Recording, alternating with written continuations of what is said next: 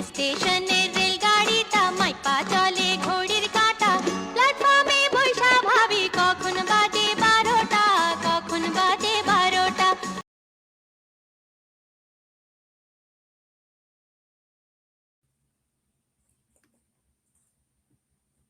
আসসালামু আলাইকুম সবাইকে। Bangladesh research analysis and information নেটওয়ার্কের পক্ষ থেকে আমি আসিফ ইকবাল, আমার সঙ্গে আছেন জ্যোতি রহমান, তৌকির আজিজ এবং আসিফ খান। আমরা আজকে একত্র হয়েছি অর্থনীতির 12টার ম্যাক্রো এবং ফাইন্যান্সের আরেকটা এপিসোডে আপনাদের সাথে কথাবার্তা বলার জন্য। আজকে বাংলাদেশে 14ই ফেব্রুয়ারি 2026, পয়লা ফাল্গুন, ভ্যালেন্টাইন্স ডে, এবং আমরা একটা ঐতিহাসিক নির্বাচন শেষ করতে পেরেছি। যে নির্বাচনের জন্য বাংলাদেশের মানুষ অধীর আগ্রহ অপেক্ষা করছিল, আশা ছিল, আশঙ্কা ছিল, দুশ্চিন্তা ছিল, স্বপ্ন ছিল। সবকিছু মিলিয়ে আমরা নির্বাচনটা শেষ করতে পেরেছি। নির্বাচন কেন্দ্রিক বা নির্বাচনের দিন বড় ধরনের কোনো অঘটন বা দুর্ঘটনার খবর আমাদের কানে আসেনি। যেগুলো এসেছে সেগুলো মোটামুটি বাংলাদেশের বাস্তবতার তুলনায় ইনসিগনিফিকেন্টই বলা যায়। তবে গত দুদিনে দুর্ভাগ্যজনকভাবে নির্বাচন পরবর্তী কিছু সহিংসতার খবর এসছে, যা আমরা নিন্দা জানাই এবং আমরা দুঃখ প্রকাশ করি। এবং এই নির্বাচনটা যে আমরা আসলে পেয়েছি, এটা যাদের ত্যাগের বিনিময়ে, যাদের রক্তের বিনিময়ে, যাদের আহত হওয়া, পঙ্গুত্ব, যাদের জীবনের কষ্টের বিনিময়ে, সেই 2024 সালে জুলাই আগস্টের শহীদ এবং আহতদের প্রতি অসীম শ্রদ্ধা রেখে আমরা আজকের আলোচনাটা শুরু করছি। আলোচনার শুরুতে আমাদের জ্যোতি রহমান ভাই কিছু প্রেজেন্টেশন দেবেন। আমাদের আজকের থিম হচ্ছে বাংলাদেশের ফিসকাল ম্যানেজমেন্ট সিচুয়েশন। আমরা আজকে কথা বলবো বাংলাদেশের ফিসকাল এবং বাজেটারি ম্যানেজমেন্ট বিষয়ে। কারণ আমরা জানি যে আমরা প্রায় 17 বছর একটা খুব দায়বদ্ধতাহীন, জবাবদিহিতাহীন এবং গণতন্ত্রহীন একটা রাষ্ট্র কাঠামোর মধ্যে বসবাস করেছি। গত 1.5 বছর আমাদের জন্য বেশ ট্রিকি এবং টিপসি টার্ভি একটা সিচুয়েশন ছিল।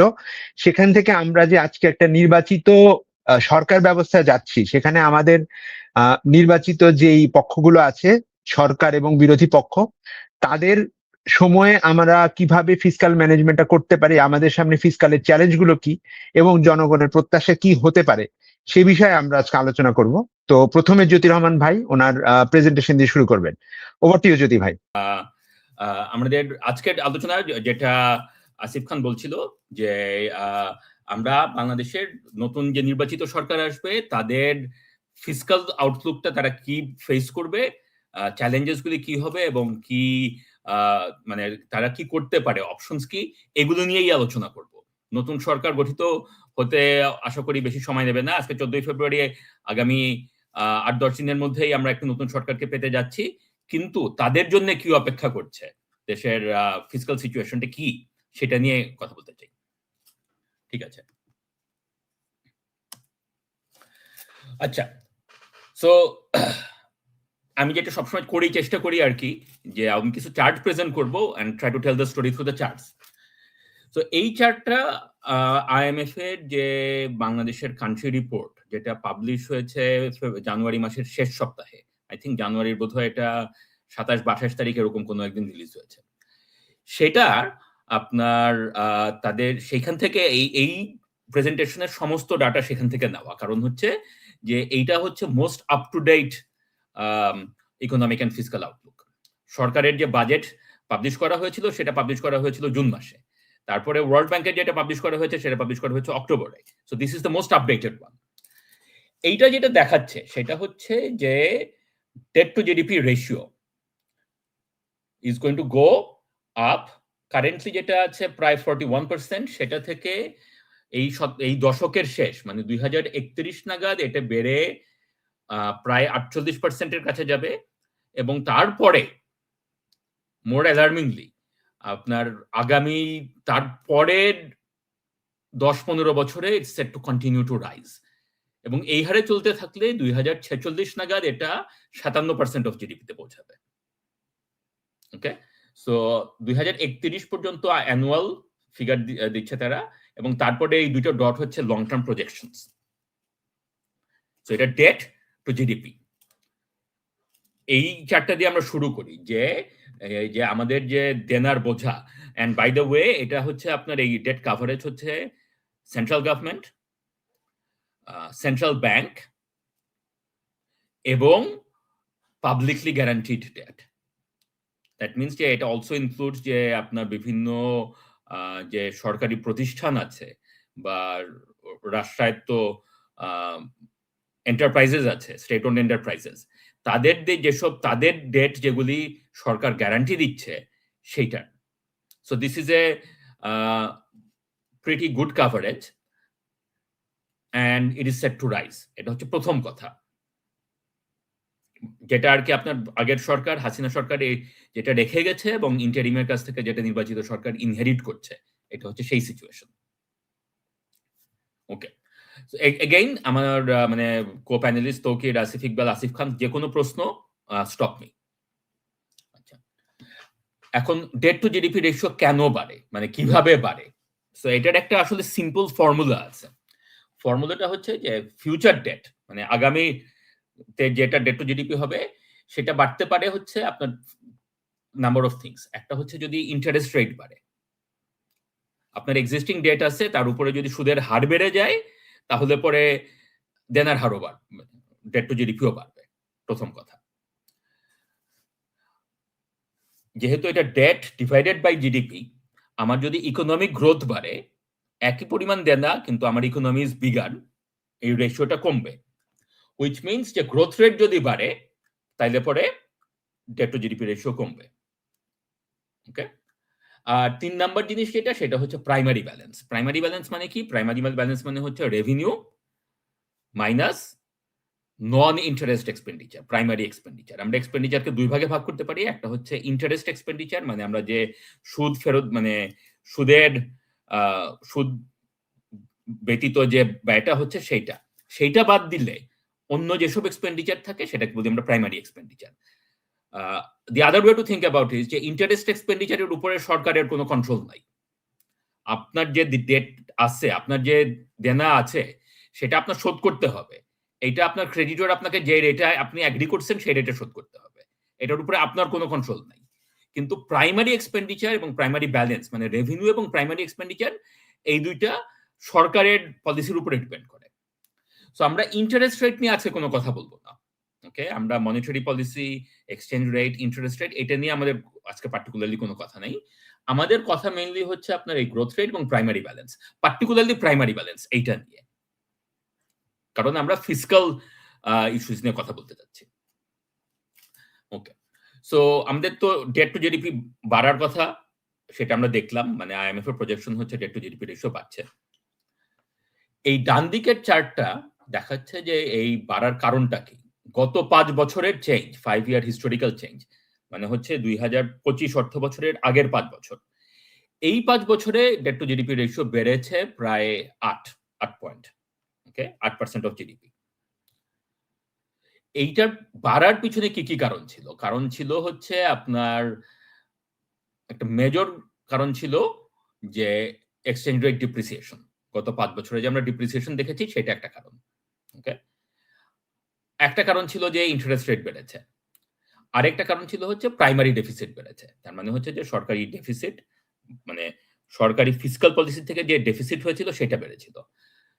On the other hand, real GDP growth is a negative driver. কেন নেগেটিভ ড্রাইভার? কারণ হচ্ছে যে যত ইকোনমি গ্রো করবে তত debt to GDP ratio all else remaining equal কমবে, কারণ ইউর ইকোনমি ইজ বিগার। ঠিক আছে, সো গত 5 বছরের এটা ছিল ড্রাইভার। এইটার তুলনায় আগামী 5 বছরে যে প্রজেকশন করছে আইএমএফ, তাদের ফোরকাস্ট যেটা, সেইখানে তারা ফোরকাস্ট করছে যে আসলে বিগেস্ট ড্রাইভারটা হচ্ছে বাড়ার প্রাইমারি ডেফিসিট। মানে হচ্ছে যে আইএমএফ প্রজেক্ট করতেছে যে আগামী 5 বছরে প্রাইমারি ডেফিসিট বাড়বে এবং প্রাইমারি ডেফিসিট বাড়ার জন্য ডেট টু জিডিপি রেশিও বাড়বে। Economic growth obviously is a negative driver to debt to GDP ratio, মানে ইকোনমি গ্রো করবে তত ডেট টু জিডিপি রেশিও কমে আসবে। দিস ইজ বেসিক্যালি আপনার পাবলিক ফাইন্যান্সের, মানে আপনার এই debt dynamics is one of the key equations of public finance. আসল ইকুয়েশনটা আরো বেশি কমপ্লিকেটেড বিকজ এখানে আরো ভ্যারিয়েবলস আছে। আমি খুব সিম্পলি, মানে this is the core of public finance আর কি আপনার, বা বলতে পারেন যে ফিসকাল ম্যাক্রো ইকোনমিক্স এর একদম কোর ইকুয়েশন। আচ্ছা, সো আমাদের ফোকাস, এগেইন আমি বলছি যে লাল দাগ দেওয়া যেটা ইন্টারেস্ট রেট, এটা নিয়ে আমরা খুব একটা কিছু কথা বলবো না। ওকে, আমাদের মেইন ফোকাসটা হচ্ছে আর কি যে গ্রোথ রেট এবং primary balance, particularly primary balance, because that's the thing যেটা আসলে ড্রাইভার। মানে আমাদের আজকের আলোচনার বিষয় যে নতুন সরকারের fiscal challenge is the revenue and primary expenditure challenge. আচ্ছা, নেক্সট চার্ট। সো IMF এর প্রজেকশন হচ্ছে যে আপনার economic growth is going to recover to 6.4। আমরা এর আগে গত সপ্তাহে আলোচনা করেছি এবং তার আগেও আমরা আলোচনা করেছি $1 ট্রিলিয়ন ইকোনমি নিয়ে কথা বলেছি। সেখানে যেটা আমরা সেই আলোচনা থেকে আমরা যেটা জানি সেটা হচ্ছে যে যে নির্বাচিত বিএনপি অ্যাকচুয়ালি এবং যারা নির্বাচনে অপোজিশনে যারা ছিল মানে সকল রাজনৈতিক দলেরই একটা ইয়ে ছিল যে আপনার তারা $1 ট্রিলিয়ন ইকোনমি চায় আগামী 10 বছরে বা $2 ট্রিলিয়ন 15 বছরে। যেভাবেই আপনি বলেন, all of this comes down to the economic growth in the long term has to be 8% or more. Okay? সেইটার এগেইনস্টে IMF এর প্রজেকশন হচ্ছে যে economic growth is going to recover, but recovery হইতে হইতে এই দশক শেষ, মানে নির্বাচিত সরকারের মেয়াদ শেষ, প্রথম কথা। এবং দ্বিতীয় কথা হচ্ছে যে রিকভারি যখন সম্পূর্ণ হবে তারপরে economic growth is going to be 6.4%। মানে হচ্ছে যে IMF বলতে চাচ্ছে যেটা, সেটা হচ্ছে যে বাংলাদেশের potential growth under existing policies এবং existing institutions and setups is 6.4, not 8। কাজেই এই চারটা একটা জিনিস বলে, সেটা হচ্ছে যে আমাদের $1 ট্রিলিয়ন স্বপ্নটা রিয়ালাইজ হইতে সময় লাগবে অনেক, কিন্তু আমাদের জন্য আজকের আলোচনার জন্য মেইন পয়েন্ট যেটা, সেটা হচ্ছে যে এই যে আমরা ডেট টু জিডিপি রেশিও বাড়তে দেখতেছি, এইটার একটা মেজর একটা সলিউশন হইতে পারে আমরা যদি ইকোনমিক গ্রোথ বাড়াইতে পারি। এটা একটা সলিউশন হইতে পারে যে আমরা 6.4 থেকে এক নাম্বার হইতেছে রিকভারিটা আমরা আরো দ্রুত করতে পারি কিনা, এবং আরেকটা হচ্ছে যে লং টার্ম রিকভার হওয়ার পরে এটাই 8-এ না গিয়ে 6.4-এ না গিয়ে 8 পর্যন্ত নিতে পারি কিনা। এইটা একটা আলোচনার একটা বিষয়, আমাদের আজকের বিষয় না, কিন্তু এইটা একটা বিষয়। নতুন সরকারের মনে রাখতে হবে যে তাদের জন্য ইকোনমিক গ্রোথ তারা যেটা চায় বা তারা যেটা প্রমিস করেছে জনগণের কাছে, সেইটা পেতে গেলে তাদেরকে কাঠখড় পোড়াতে হবে, এটা মনে রাখতে হবে তাদেরকে। আচ্ছা, এখন আমি আসি ফিসকাল সিচুয়েশনে। এই একই ডকুমেন্ট, এই যে জানুয়ারির যে রিপোর্ট এবং সেটাতে যে ডেট সাস্টেনেবিলিটি অ্যানালিসিস, সেটাতে তারা IMF যেটা বলছে সেটা হচ্ছে যে আগামী কয়েক বছর, আগামী 2-3 বছরে তারা দেখতে পারে তাদের যে প্রোগ্রাম, সেই প্রোগ্রাম যদি আপনার নতুন সরকার ইমপ্লিমেন্ট করে। রিমেম্বার যে আমাদের কিন্তু এখনো we are under an IMF program, সেটার এখনো একটা মানে লাস্ট ইনস্টলমেন্টটা বাকি আছে। কাজেই all of this is assuming যে full implementation of the program. নতুন সরকার বলতেই পারে যে এরকম যে আমরা একটা নতুন প্রোগ্রাম চাই, সেই নতুন প্রোগ্রামের জন্য আমাদের বাজেট দেখে তোমরা রিক্যালকুলেট করে দাও, সেটা হতেই পারে। কিন্তু যেহেতু এই ডকুমেন্টটা, এই রিপোর্টটা পাবলিশ করা হয়েছে জানুয়ারি মাসে, এবং বেসড অন যে তারা নভেম্বর ডিসেম্বরে ঢাকায় এসে তারা যে অ্যানালিসিস করে গেছে, ইন্টারিম তাদেরকে যেটা দিয়ে গেছে সেটার উপরে বেস করে, রাইট? সো সেই প্রোগ্রাম অনুযায়ী বা ইন্টারিম গভর্নমেন্টের সাথে IMF এর এগ্রিমেন্ট অনুযায়ী budget deficit is set to widen. 2024-25 এর বাজেট ডেফিসিট ছিল হচ্ছে মানে primary deficit, this is not overall deficit. Again interest expenditure আমি হিসাবে রাখছি না, আমরা যা যা আলোচনা করছি তার মধ্যে ইন্টারেস্ট ছাড়া, কারণ ইন্টারেস্ট রেট বাড়বে এটা আমরা জানি, এবং ইন্টারেস্ট এক্সপেন্ডিচার সরকারের যে বাড়বে সেটাও আমরা জানি, এবং সেটা নিয়ে সরকারের আসলে কোনো কিছু করার উপায় নাই, বিকজ সেটা সরকারের ডিসক্রিপশনে হবে না, সেটাও আমরা জানি। সেই জন্য আমরা ওই আলোচনা যাচ্ছি না। নন ইন্টারেস্ট ডেফিসিট যেটা প্রাইমারি ডেফিসিট, সেইটা জিডিপির অংশ হিসেবে বাড়বে যদি মানে ইন্টারিম এবং IMF এর প্রোগ্রাম যেটা প্রোগ্রাম ইমপ্লিমেন্ট করা হয়। ওকে, আচ্ছা, সো কেন ডেফিসিট বাড়বে? এই ডেফিসিট বাড়বে এবং বেড়ে 2029-এর পরে এটা জিডিপির 2.6%-এ স্টেডি থাকবে, এটাই হচ্ছে প্রজেকশন। ওকে, সো কেন তারা বলতেছে যে এক্সপেন্ডিচার বা ডেফিসিটটা বাড়বে? ডেফিসিট বাড়তে পারে যদি রেভিনিউ কমে অথবা এক্সপেন্ডিচার বাড়ে, তাই তো? এখন তারা যে প্রজেকশন করতেছে সেটা হচ্ছে যে রেভিনিউ অ্যাকচুয়ালি তারা প্রজেক্ট করতেছে অনেকই বাড়বে। বেসিক্যালি কারেন্ট 8% অফ জিডিপি থেকে এই দশক শেষ হতে মানে আগামী নির্বাচিত সরকারের টার্মের 5 বছরে 4% অফ জিডিপি রেভিনিউ বাড়বে, 8 থেকে 12। ওকে, কিন্তু এক্সপেন্ডিচার আরো বাড়বে। মানে প্রজেকশন হচ্ছে যে রেভিনিউ বাড়বে 4% অফ জিডিপি, এক্সপেন্ডিচার বাড়বে তার থেকে বেশি। কারেন্ট প্রোগ্রামটা বেসিক্যালি এই জিনিসটাই, মানে কারেন্ট প্রোগ্রাম যেটা আছে, নতুন সরকার যদি এই প্রোগ্রামটা হুবহু ইমপ্লিমেন্ট করে, that's what we are looking at. আচ্ছা, এখন আমি রেভিনিউতে প্রথমে যাই। এই যে প্রজেকশনটা আমরা দেখতেছি revenue, this is arguably unrealistically ambitious. আমাদের দেশে কোনো সিচুয়েশনেই 8% অফ জিডিপি থেকে 12% of GDP within one single term of a government 5 বছরের মধ্যে, এইটা বাংলাদেশ নিয়ে যারা একটু বাংলাদেশের অর্থনীতির খোঁজ খবর রাখেন বা পলিসি নিয়ে, ফিসকাল পলিসি নিয়ে একটু চিন্তা ভাবনা করেন বা familiar with the data and history would say যে এই programme is unrealistically ambitious. Okay, by the way, বিএনপির অফিসিয়াল ম্যানিফেস্টোতে বলা হয়েছে যে তারাও চায় যে এটা 8% থেকে 12% জিডিপিতে উন্নীত করবে, কিন্তু তাদের টাইম ফ্রেম হচ্ছে 10 বছর। ওকে, এবং সেইটাও প্রশ্ন উঠতে পারে যেরকম যে সেটাও অ্যাচিভেবল কিনা, মানে সেটা অ্যাম্বিশাস তো বটেই, রিয়েলিস্টিক কিনা সেটা নিয়েও প্রশ্ন উঠতে পারে।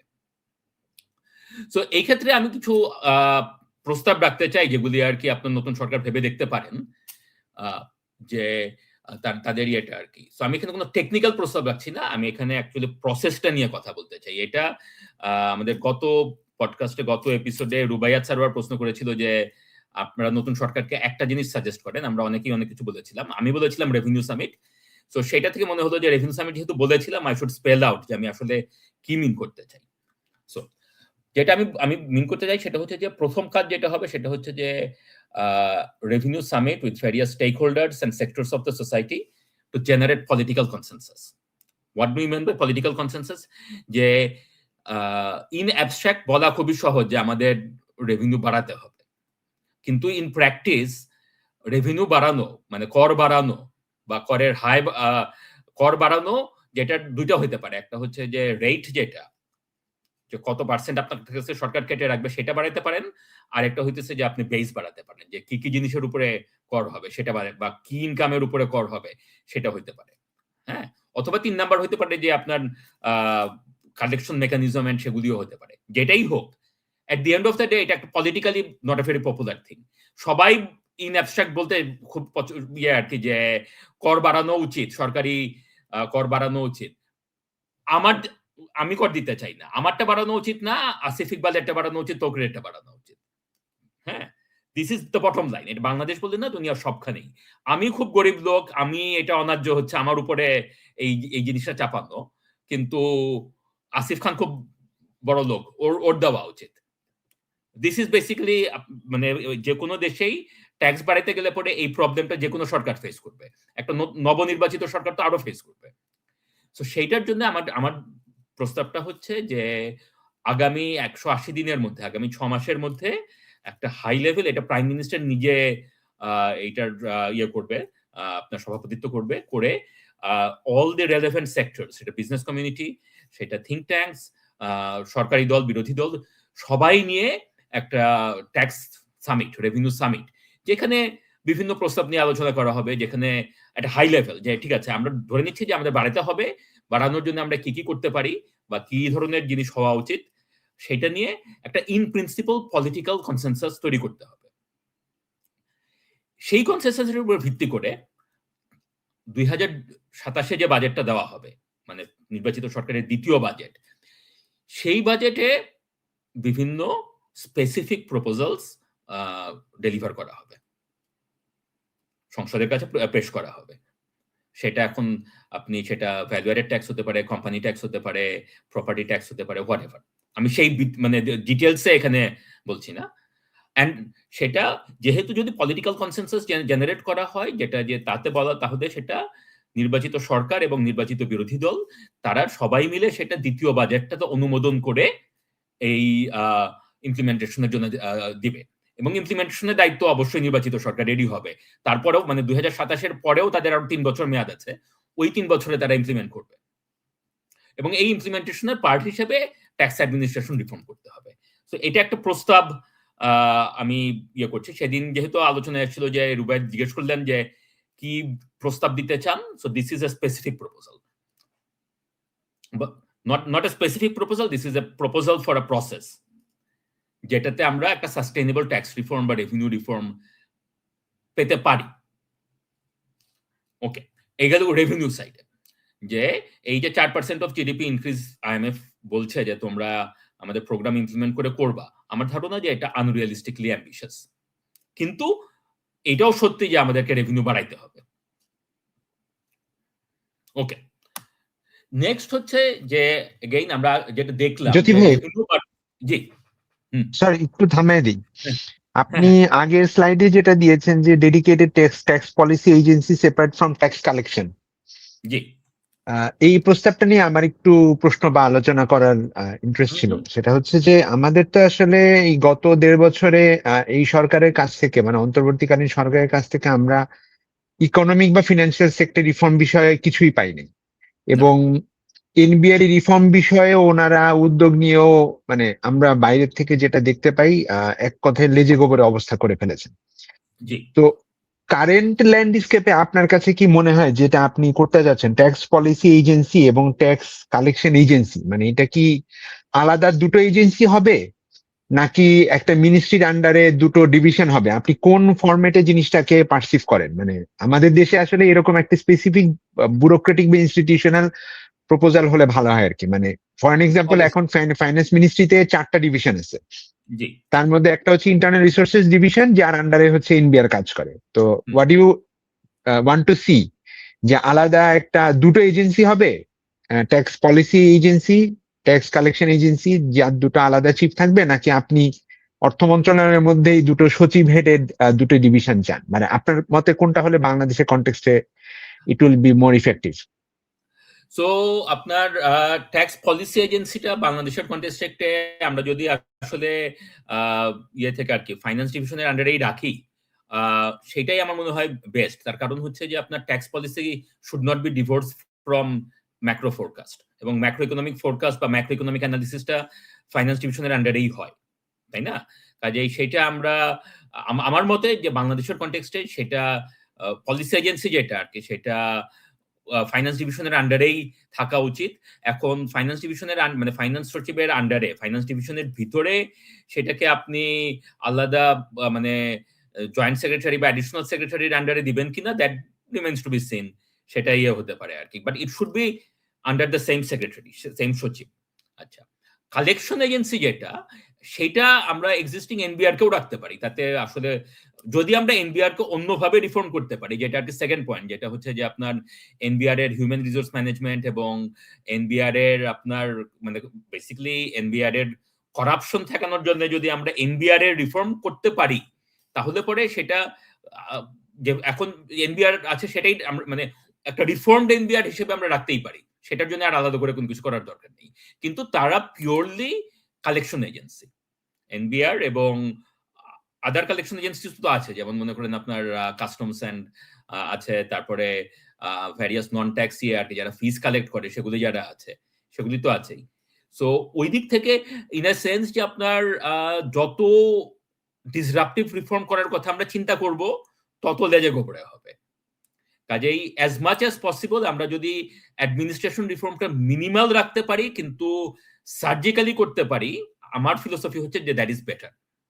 সো ওই সেন্সে পার্টিকুলার তাহলে যেটা হইতেছে আর কি, সেটার সামারি হইতেছে যে এনবিআর থেকে আমরা ট্যাক্স পলিসি ফাংশনটা এনবিআর থেকে বার করে নিয়ে আসবো, করে সেটা আমরা ফাইন্যান্স ডিভিশনকে দিব।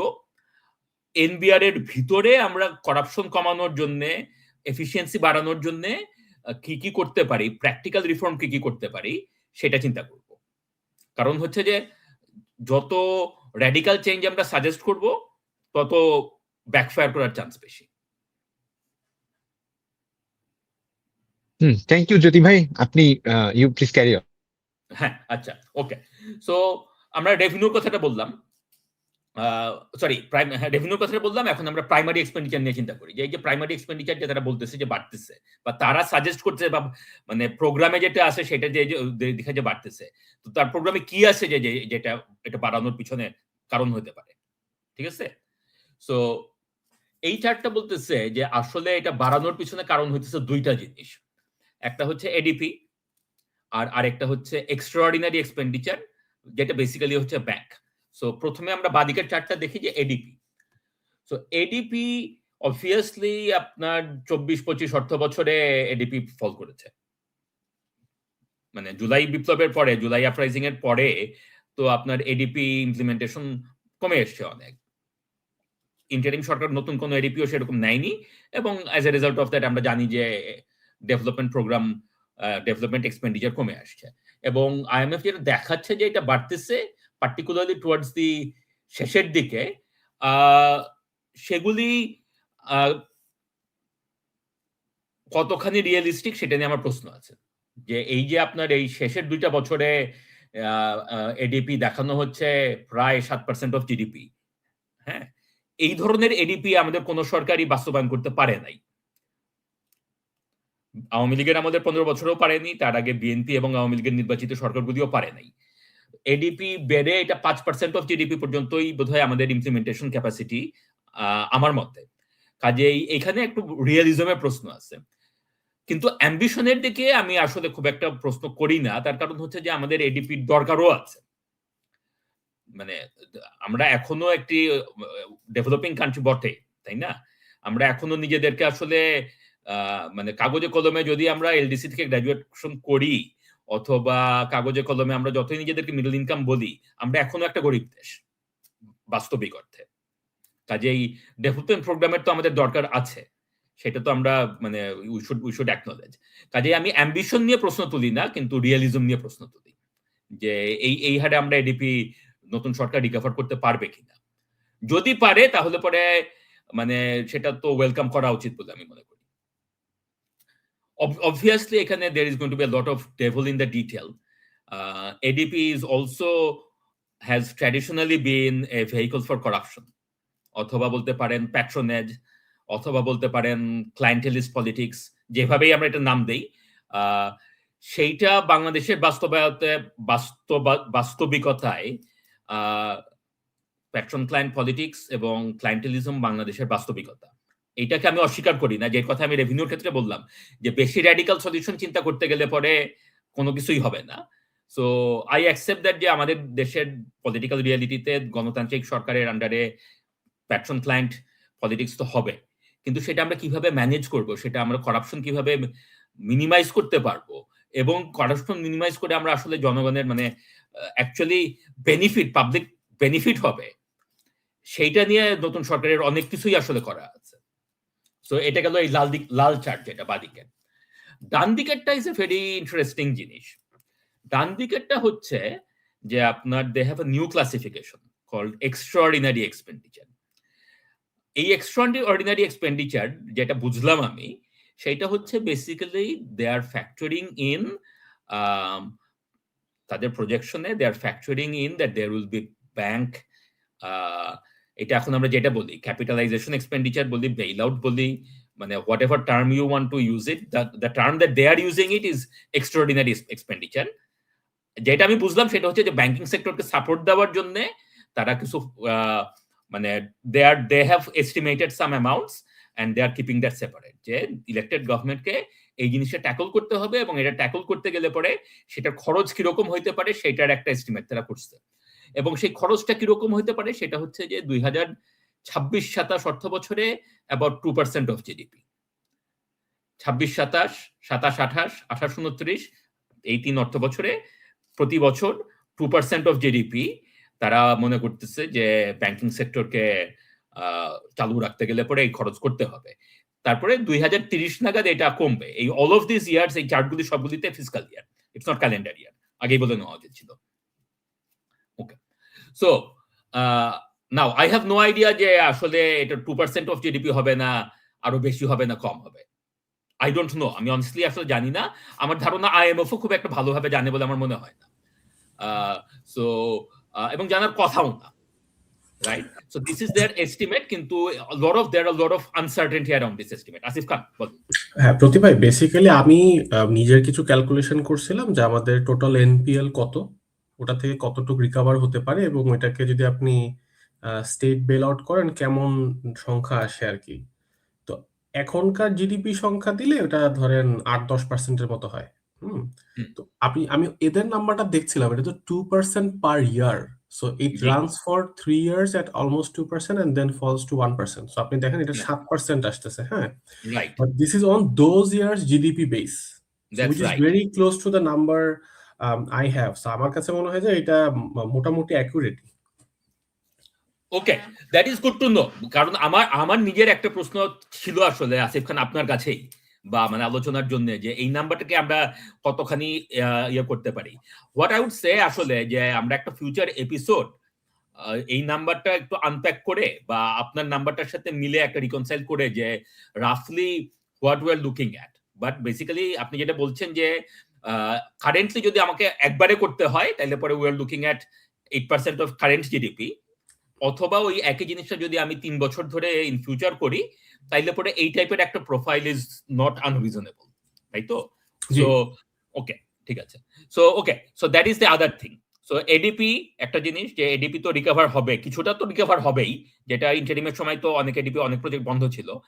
কিন্তু আরেকটা হচ্ছে ব্যাংক, যে ব্যাংকের জন্য আমাদেরকে বা সরকারকে ব্যাংকিং সাপোর্ট দেওয়ার জন্য বাজেটে বরাদ্দ রাখতে হবে, বা ফ্যাক্টর মানে we have to accommodate this somehow. So expenditure বাড়তেছে এই দুইটা কারণে, মানে তাদের প্রজেকশনে যে এক্সপেন্ডিচার বাড়তেছে এই দুইটা আছে। তাদের প্রজেকশনে কি কি নাই এবং কি কি জিনিস নিয়ে আমাদের চিন্তা করতে হতে পারে, নির্বাচিত সরকারের চিন্তা করতে হবে। বাদিকের চার্টে বলতেছে যে যে জিনিসগুলিতে এই কোনোটাই আসলে সেরকম ভাবে বাড়তেছে না, ডান দিকে এবং বাদিকে। জ্যোতি ভাই, জি একটু আপনাকে ইন্টারাপ্ট করি। আগের স্লাইডে জি এই যেটা আইএমএফ ওদের লাস্ট রিপোর্টে দেখিয়েছে এক্সট্রাঅর্ডিনারি এক্সপেন্ডিচার হিসেবে, মানে আমরা ব্যাংক বেইল আউটে সম্ভবত যেটা খরচ করছি, ওরা তো মোস্ট প্রবাবলি এখানে নিয়েছে শুধুমাত্র আমাদের রিসেন্ট যে মার্জারের জন্য ইয়ে করা হচ্ছে ওখান থেকে, right? If I am not wrong. না, মোস্ট লাইকলি তাই, কিন্তু আমি ক্যাটাগরিক্যালি বলতে পারতেছি না, কারণ মানে ওই জিনিসটা আসলে যেটা আরেকটু দেখতে হবে। But you are probably right. মানে আমার কাছে অ্যামাউন্ট দেখে মনে হচ্ছে ওরা ওইটার কাছাকাছি নিয়েছে, কিন্তু এখানে আরেকটা ব্যাপার আছে, আমাদের প্রতি বছরই স্টেট ওন ব্যাংকে আমরা কিছু বেল আউট করি, জি ওটাকে ওরা কি এক্সট্রাঅর্ডিনারি হিসেবে নিচ্ছে বা আমরা কিভাবে পারসিভ করবো, এটা কিন্তু একটা 1 নাম্বার প্রশ্ন। 2 নাম্বার প্রশ্নটা হচ্ছে যে এই যে আমরা 5টা ব্যাংক অলরেডি মার্জারে চলে গেছে, এটার জন্য গভর্নমেন্ট অ্যালোকেট করেছে। বাংলাদেশ ব্যাংক রিসেন্টলি ডিক্লেয়ার করেছে আরো 6টা ফাইন্যান্স কোম্পানি ইয়ে করা হবে, এই লিকুইডেট করা হবে, ঠিক আছে? এবং ওখানে যাদের ইন্ডিভিজুয়াল মানে পার্সোনাল যারা ডিপোজিটার, পার্সোনাল বলতে আমি বলতে চাচ্ছি ব্যক্তি ডিপোজিটার যারা ইন্ডিভিজুয়াল, নট ইনস্টিটিউশনাল, ওদেরকে বাংলাদেশ মানে গভর্নমেন্ট ফান্ড থেকেই বেল আউট করা হবে। সেটাতে ধরেন অ্যাপ্রক্সিমেটলি 8,000 কোটি টাকার মতো মানে প্রয়োজন হওয়ার একটা পসিবিলিটি আছে। এখানে গেল 20, ওখানে যদি 8 নেই আমি, আবার আরো আছে আমাদের কিন্তু আরো কিছু ক্রাইসিস ব্যাংক আছে, মানে ইনফ্যাক্ট আমাদের যে ব্যাংকগুলো মার্জারে গেছে তার আগে থেকে অনেকগুলা ব্যাংকের আলাপ আমরা জানি যে ওগুলোর অবস্থা ভালো না, পড়ছে পদ্মা, আইসিবি ইসলামিক। ওই রকম যদি আমাদের আসলে বেইল আউট কন্টেক্সটে আমরা যাই, তাহলে তো আমাদের মানে আমরা যদি এভাবেই বেইল আউট করতে থাকি, মানে ব্যাংক বেইল আউটে এই মডেল ফলো করি, তাহলে তো আমার মানে একদম রাফ এস্টিমেটে আমার কাছে মনে হচ্ছে যে অ্যাটলিস্ট আরো 30,000 কোটি টাকার প্রয়োজন হওয়ার একটা সম্ভাবনা আছে। This is number 1। নাম্বার 2 হচ্ছে যে আমি বেশ কিছু লিগ্যাল এক্সপার্টের সাথে কথা বলে দেখেছি, যারা বলেছেন যে এই যে মার্জার প্রক্রিয়াটা করা হয়েছে, এই মার্জার প্রক্রিয়ার সোফার যেই লুপ হোল গুলো রয়ে গেছে, এগুলো যদি প্রপারলি ডিল করা না যায়, দেখা যাবে যে মানে নির্বাচিত সরকার আসলে কিছু লিটিগেশনাল ইস্যু ফেস করা লাগতে পারে। সেক্ষেত্রেও দেখা যাবে যে আপনার ওগুলা গভর্নমেন্টের বিরুদ্ধে চলে যাওয়ার চান্সেস বা সেন্ট্রাল ব্যাংকের বিরুদ্ধে, এগুলো আপনার বেশ কিছু লিগাল কস্ট অ্যাডাপ্ট করতে পারে। আপনার নিজের কাছে কি মনে হয় যে এই প্রজেকশন গুলা গভর্নমেন্টের কি করে রাখা দরকার কিনা, যে এইখানে আমার কি কি খরচ কন্টিনজেন্ট এক্সপেন্ডিচার হইতে পারে, এটা কি আপনার মনে হয় যে এগুলো করে রাখা দরকার আছে এখনই, নাকি এগুলা যখন আসবে দেখা যাবে ওই রকম? নো অবভিয়াসলি করে রাখা দরকার, করে রাখা দরকার, এবং করে সেটা আসলে পাবলিসাইজও করা দরকার। যে বোধ মানে আমি রাজনীতি বাদ দেই, আমি purely as a fiscal policy expert হিসেবে যেটা বলতে পারি আর কি, যে অবশ্যই এই কন্টিনজেন্সি গুলি করা দরকার, এবং করে সেটা পাবলিসাইজ করা দরকার with the think tanks, with experts and so on, so that we understand যে আসলে what kind of pressure fiscal pressures that the government is going to face. হ্যাঁ, আপনি বলতে বলতে আসিফ ইকবাল আমি খুব দ্রুত চেক করে দেখলাম যে এই আপনি যেগুলির কথা বললেন যে আপনার অন্যান্য ব্যাংক কন্টিনজেন্সিস বা এগুলি আর কি, হ্যাঁ, সেগুলি is not calculated in as part of this. Okay, because those are additional contingencies, মানে those are additional risks. এইখানে যেটা বলা হচ্ছে সেটা হচ্ছে যে এরকম যে they have factored in a specific program যেটা mainly, not exclusively, but mainly যে আপনার এক্সিস্টিং যে 5টা ব্যাংক মার্জ করে যেভাবে করা আর কি, ক্যাপিটালাইজ করার যেটা একটা existing policy that has been announced, সেটার বেসিসে।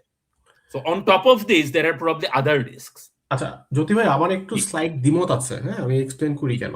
দ্বিমতটা হচ্ছে যে 5 ব্যাংক মার্জারে 20,000 কোটি টাকা লেগেছে। সো দ্যাট ইজ অ্যাকচুয়ালি আপনার মানে just for the reference point, 1 lakh crore equals 2% of GDP.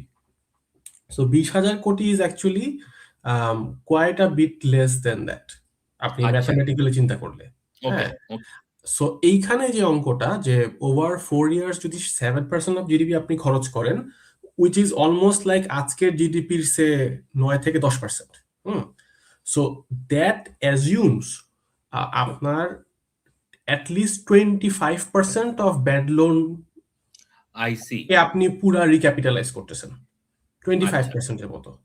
তো আজকে টোটাল এনপিএল আছে আমাদের 40% এর মতো, 40 আশেপাশে।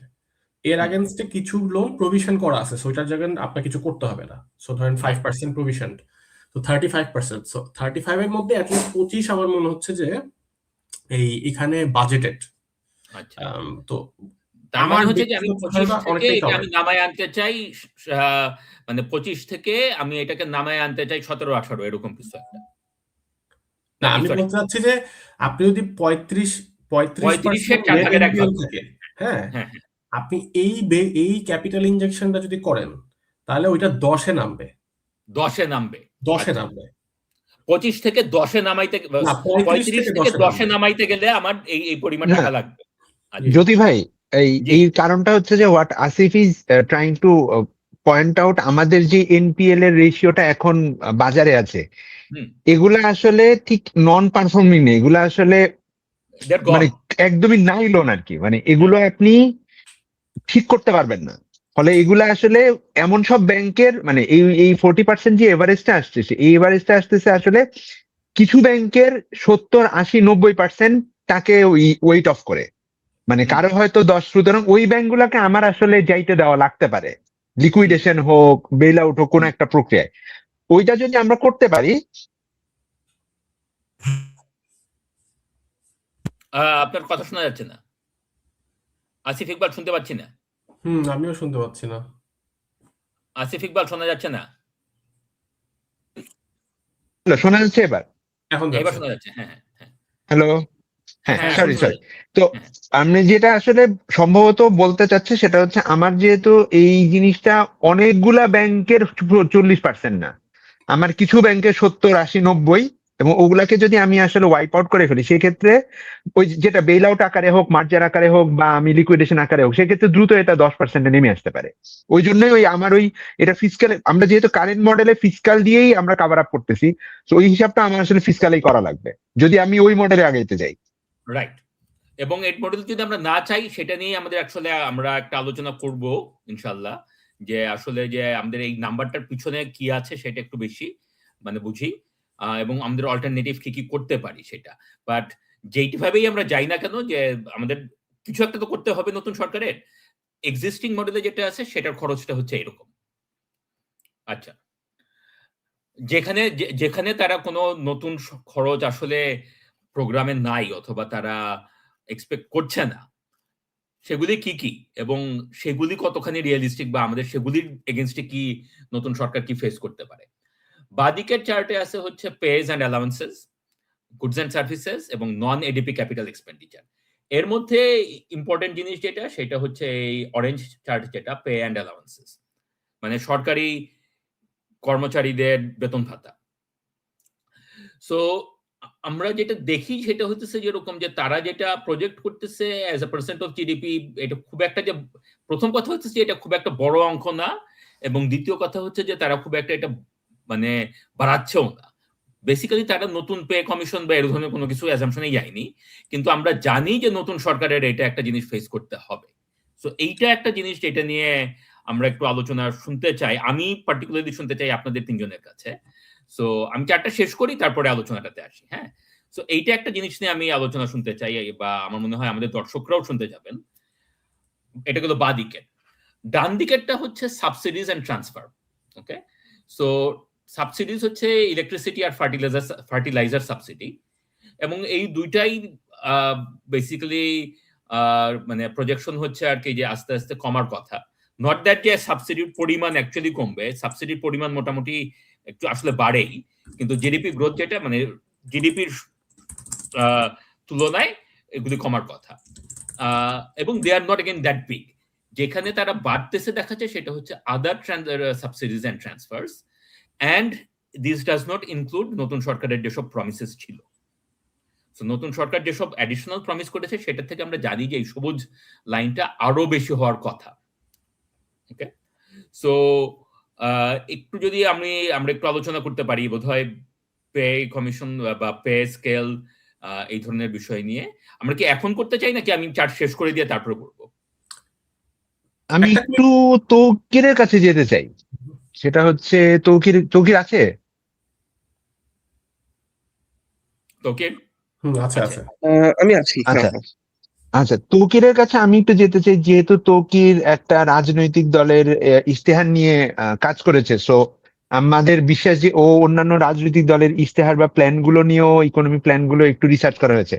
তো তৌকিরের কাছে কি মনে হয় যে আমাদের আসলে বাংলাদেশের যে ফিসকাল কন্ডিশন এবং যে পলিটিক্যাল রিয়েলিটি, কারণ হচ্ছে যে আমাদের 2015-তে লাস্ট পে স্কেল ঘোষণা করা হয়েছিল, এবং হেড টু হেড দুইটা পে স্কেলের মাঝখানে এত গ্যাপ কখনো হয় নাই, এবং এই সরকারকে তো আসলে তার ব্যুরোক্রেসি হোক, তার সরকারকে রান করাইতে হবে। সো পে স্কেল, এবং আমাদের অন্তর্বর্তীকালীন সরকার একটা পে স্কেলের প্রস্তাব প্রিপেয়ারই করে দিয়ে গেছে। সো পরবর্তী সরকারের হয়তো পে স্কেল একটা ইমিডিয়েটলি দেওয়া লাগবে।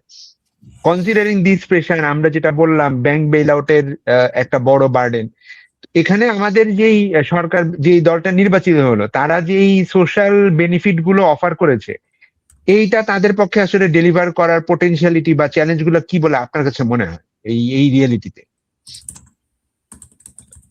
ওয়েল, আমি ফার্স্টে বলবো হচ্ছে যে ফ্যামিলি কার্ডের যে হিসাবটা আমরা দেখতেছিলাম, যে ইভেন 4 কোটি মানুষের যদি হয়, এটা কত 1,20,000 কোটির মতো। তো আমি আরো বেশি এক্সপেক্ট করতেছিলাম, বাট ওইটা ডেফিনেটলি সোশ্যাল সেফটির পয়েন্ট অফ ভিউ থেকে দেখলে এটা ডেফিনেটলি সামথিং যে এটা খুবই এটা মোটামুটি ভায়াবল।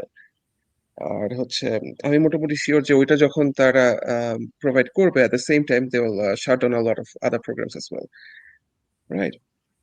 আর সরকারি আপনার ব্যুরোক্র্যাটদের বা ওই জবগুলোর যেটা বলছে, ওইটা আপনার দিন শেষে একটা কাইন্ড অফ আপনার অ্যাট লিস্ট একটা ডিসেন্ট মানে লাইফের জন্য আপনার যেই ধরনের বেনিফিট গুলো লাগে, অথবা পেমেন্ট প্যাকেজ, যেই প্যাকেজটা লাগে সেটা আপনাকে তো প্রোভাইড করতে হবে। আদারওয়াইজ তারা এরকম একটা রোলে আছে যেখানে আপনার অনেক রকমের করাপশন বা অনেক রকম পসিবিলিটি থাকে। সো আপনার ওইটা কমপ্লিট করার জন্য আপনার একটা মিনিমাম একটা প্যাকেজ দিতেই হবে। সো ওইখানেও আমার মনে হয় না কিছু করা আছে যেটা করতে পারে। এটা আমি আগেও শুনছি, সেটা হচ্ছে যে তাদের এফিসিয়েন্সি বা প্রোডাক্টিভিটি কিভাবে বাড়ানো যায়, ওই পয়েন্ট গুলোতে হয়তো কিছু কাজ করা থাকতে পারে।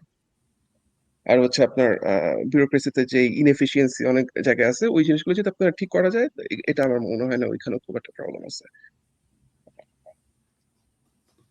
এই তো।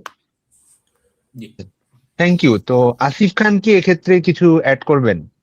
হ্যাঁ, আমাদের বেসিক্যালি আমি স্কেল হ্যাঁ, ম্যাগনিটিউডটা বলতে চাচ্ছিলাম যে 1,00,000 কোটি টাকা যদি ইনক্রিমেন্টাল বাড়ে, মানে এটা হচ্ছে যেটা প্রস্তাবিত ছিল সেটার incremental cost 1,00,000 crore, that alone is 2% of GDP. So আমি জাস্ট জ্যোতি ভাইয়ের যে চার্ট, সেটার ম্যাগনিটিউডটা আপনাদেরকে বোঝাচ্ছি। হ্যাঁ, এবং given the extra expenses coming from ওই যে ব্যাংক বেইল আউট, যেটা 2% per year for next 3.5 years রাফলি, অন্যান্য কিছু এডিপি সংক্রান্ত খরচ, এবং দেন নির্বাচনী ইশতেহার সংক্রান্ত খরচ। হ্যাঁ, এইখানে একটা খুব ক্লিয়ার ব্যালেন্সিং গেম চলে আসে।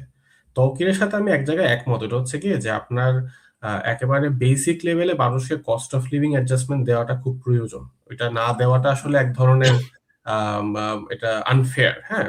কিন্তু এটাও ট্রু যে আপনি 2% অফ জিডিপি এক্সপেন্ডিচার এক চান্সে বাড়ানোর আসলে সক্ষমতা নাই আমাদের দেশের। সো সেটাকে আসলে স্ট্যাগার্ড ভাবে বাড়তে হবে। সো এই ক্ষেত্রে আইএমএফ এর যে ক্যালকুলেশন সেটা হ্যাজ টু গেট অ্যাডজাস্টেড, সেটা একটা।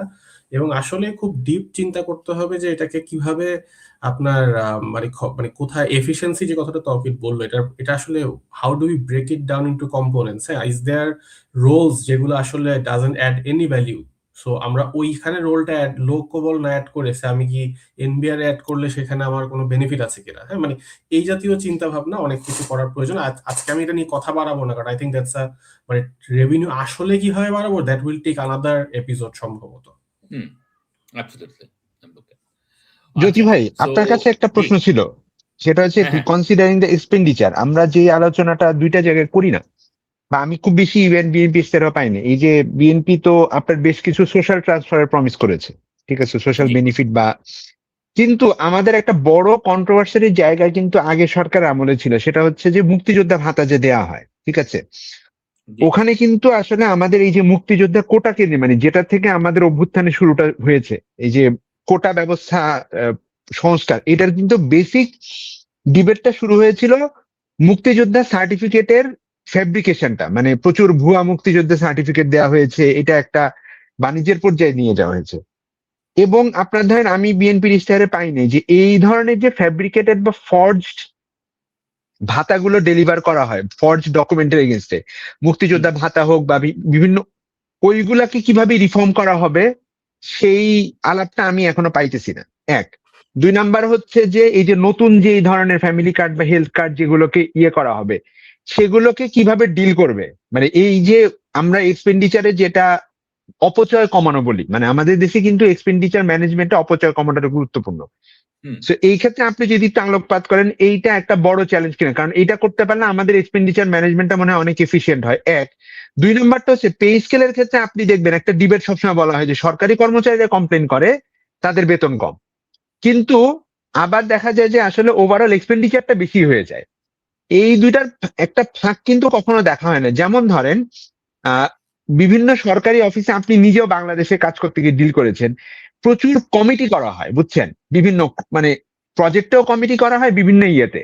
এখন এই যে ধরেন আমি একটা চাকরি করতেছি, কিন্তু আমি আবার আমার কাজটা করার জন্যই কয়েকটা কমিটি করলাম, এবং আপনি দেখবেন বিভিন্ন প্রকিউরমেন্টেই 3-4টা লেভেলে কমিটি করে ওই কমিটির জন্য ভাতা নেওয়া হয়। এখন এই সেগ্রিগেশন গুলো এইখানে কিভাবে আমাদের অপটিমাইজেশন করানো যায়, যে আপনার পাবলিক সেক্টরের অফিসিয়ালদের একটা ডিসেন্ট আপনি পে অফও করতে পারতেছেন, আবার এই যে কিছু রিডান্ডেন্ট ইয়ে পাচ্ছে, এবং এইগুলো কিন্তু দেখা যায় যে আপার স্কেলে আপনি দেখবেন যে আপনি মাঝখানে, আপনার মনে আছে, আপনি হয়তো ব্যাংকিং সেক্টরের জন্য কম্পারেটিভ সেন্ট্রাল ব্যাংকিং স্ট্রাকচার করতে গিয়ে আপনি দেখেছেন যে বেসিক পে ধরে আপনি জানেন আপনার মনে হবে কম, কিন্তু আপনি যদি দেখেন যে গ্রেড 3 বা 4 এর ওপরে ধরেন একটা অতিরিক্ত সচিব, যুগ্ম সচিব, উনি মাসে আসলে কত টাকা পাচ্ছেন, বা একটা ডিসি বিইং দা ডেপুটি কমিশনার, উনি কিন্তু জেলার অনেকগুলো ইয়ের প্রধান হন, কমিটির প্রধান হন। তো দেখা যায় যে উনি যে কমিটির প্রধান, ওই কমিটির প্রধান হওয়ার জন্য উনি অনেক মানে ভাতা পান, এখন ওইখানে কিন্তু তার পে অফটা দেখা যাচ্ছে অনেক হয়ে যায়।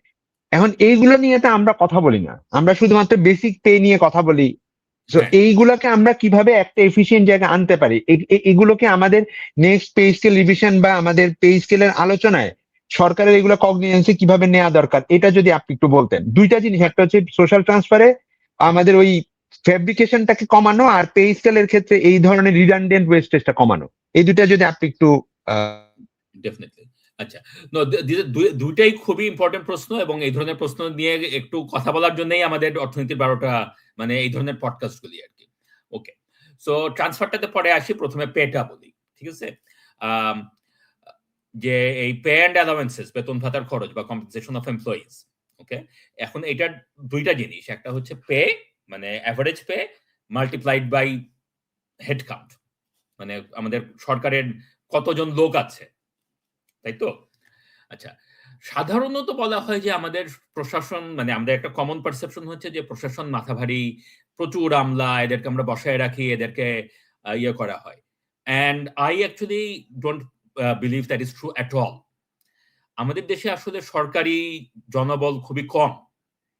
আপনি যদি এইভাবে চিন্তা করেন যে আপনার 18 কোটি লোকের একটা দেশে, একটা অনুন্নত দেশে যে পরিমাণ আপনার টিচার থাকার কথা বা পুলিশ থাকার কথা বা নার্স, মানে সরকারি হসপিটালের নার্স থাকার কথা, সেইভাবেও সেটা যদি হিসাব করেন আমাদের নাই। আপনি যদি চিন্তা করেন যে আমাদের একটা, মানে আমাদের মতো একটা দেশের কথার কথা একটা হচ্ছে আমাদের অর্থ মন্ত্রণালয়ের মানে ফাইন্যান্স ডিভিশনে কি পরিমাণ স্কিলড অফিসিয়ালস থাকা উচিত। সো আমি এখানে আনস্কিলড বা মানে গ্রেড 4 বা মানে তাদের কথা বলছি না, আমি বলছি যে স্কিলড পলিসি অফিসার থাকা উচিত। আমাদের সেরকম দক্ষ জনবল নাই। এটা শুধু অর্থ মন্ত্রণালয় না, যে কোনো মন্ত্রণালয়ই আপনি চিন্তা করেন যে আমাদের যে প্রশাসনের number is actually not high. তার মানে আমি এটা বলছি না যে প্রচুর লোক হায়ার করতে হবে, that's not what I am saying. বলছি যে খরচ বেশি হওয়ার ওইটা কোনো কারণ না। সো আমরা ওইটা বাদ দিতে পারি, মানে মানুষকে ছাঁটাই করে আমরা খরচ কমাবো, এটা সম্ভব না।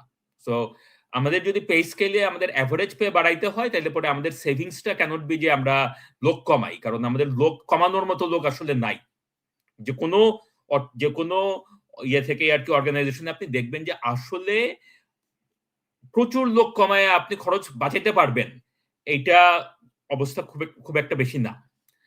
কিন্তু আপনি কিভাবে বাঁচাইতে পারবেন? আপনি বাঁচাইতে পারবেন আসিফ ইকবাল আপনি যেটা বললেন সেই টাইপের রিফর্মে, যে একটা ডিসি যদি 5টা ডিফারেন্ট কমিটি, হয়তো দরকার নাই, হয়তো 2টা ডিফারেন্ট কমিটি দিয়েই ওই 5টা কমিটির পারপাস সার্ভ করা যায়। কথার কথা যেটা পসিবল সেটা হচ্ছে যে আপনার এক্সপেন্ডিচার কমানোর মানে কমিটিগুলি ম্যানেজ করা, অথবা আদার কাইন্ডস অফ ভাতা অ্যান্ড সো অন, মানে সেগুলি করা। কিন্তু প্রবলেম যেটা সেটা হচ্ছে যেরকম যে এটা থেকে আমরা কত টাকা বাঁচাতে পারবো রিমেইনস টু বি সিন। ওকে, আমার ধারণা হচ্ছে যে আসলে আপনার ওভারঅল এই পে অ্যান্ড অ্যালাউন্সেস এর expenditure is going to go up. The other thing যেটা আপনি বললেন আসিফ ইকবাল, যেটা হচ্ছে যে আপনার সাবসিডিজ অ্যান্ড ট্রান্সফার্স। নতুন সরকারের বা নতুন মানে নবনির্বাচিত বিএনপির ইস্তেহারের ফিলোসফিটা যেটা as far age I can understand, সেটা হচ্ছে যে আপনি যদি এই ট্রান্সফারগুলিকে ডিজিটাইজ করতে পারেন, মানে ফ্যামিলি কার্ডই বলেন বা অন্যান্য যেসব কার্ড বলেন, একটা কার্ডই হোক আর 5টা কার্ড মানে একসাথে করেই হোক, whatever is the payment mechanism, ফিলোসফিটা হচ্ছে যে আপনি যদি আসলে এই জিনিসটা প্রপারলি ডিজিটাইজ করতে পারেন, তাহলে পরে ভুয়া বিধবা, ভুয়া মুক্তিযোদ্ধা, ভুয়া পঙ্গু, এগুলি আপনি ইন থিওরি আপনি কমাইতে পারবেন। So that's the philosophy, and in that sense I welcome digitisation. In practice সেটা হবে কি না, নাকি সেটা করতে গিয়ে আরেক দল নতুন ভুয়া মুক্তিযোদ্ধা হবে, আরেক দল নতুন ভুয়া বিধবা হবেন, ভুয়া পঙ্গু হবে, that remains to be seen. That would be, I guess, that would be the big challenge আর কি। ঠিক আছে, চার্ট কি দেখা যাচ্ছে বা আপনারা কি শুনতে পাচ্ছেন? না, শোনা যাচ্ছে কিন্তু চার্ট দেখা যাচ্ছে না। ওকে, let me try that again তাহলে।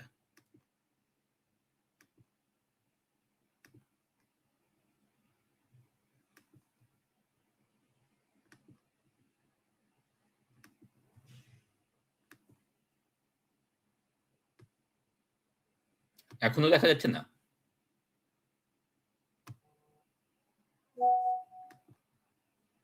এখন দেখা যাচ্ছে?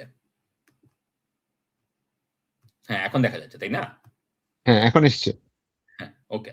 সো এটা আসলে নতুন সরকারের ইমপ্লিমেন্টেশন তারা করতে পারবেন কিনা, that is a big question. যে আপনার তারা তাদের যে ভিশনটা যে আমরা ডিজিটাইজ করব, করে আমরা পেমেন্টটা ডিরেক্ট করব, তাতে করে এখানে এক্সপেন্ডিচারের খরচটা কমবে, এখানে আপনার যে মানে জেনুইন ফ্রিডম ফাইটার, যে জেনুইন উইডো তারা পাবেন অ্যান্ড সো অন, সেটা হবে কিনা we don't, that is a implementation challenge that remains to be scene.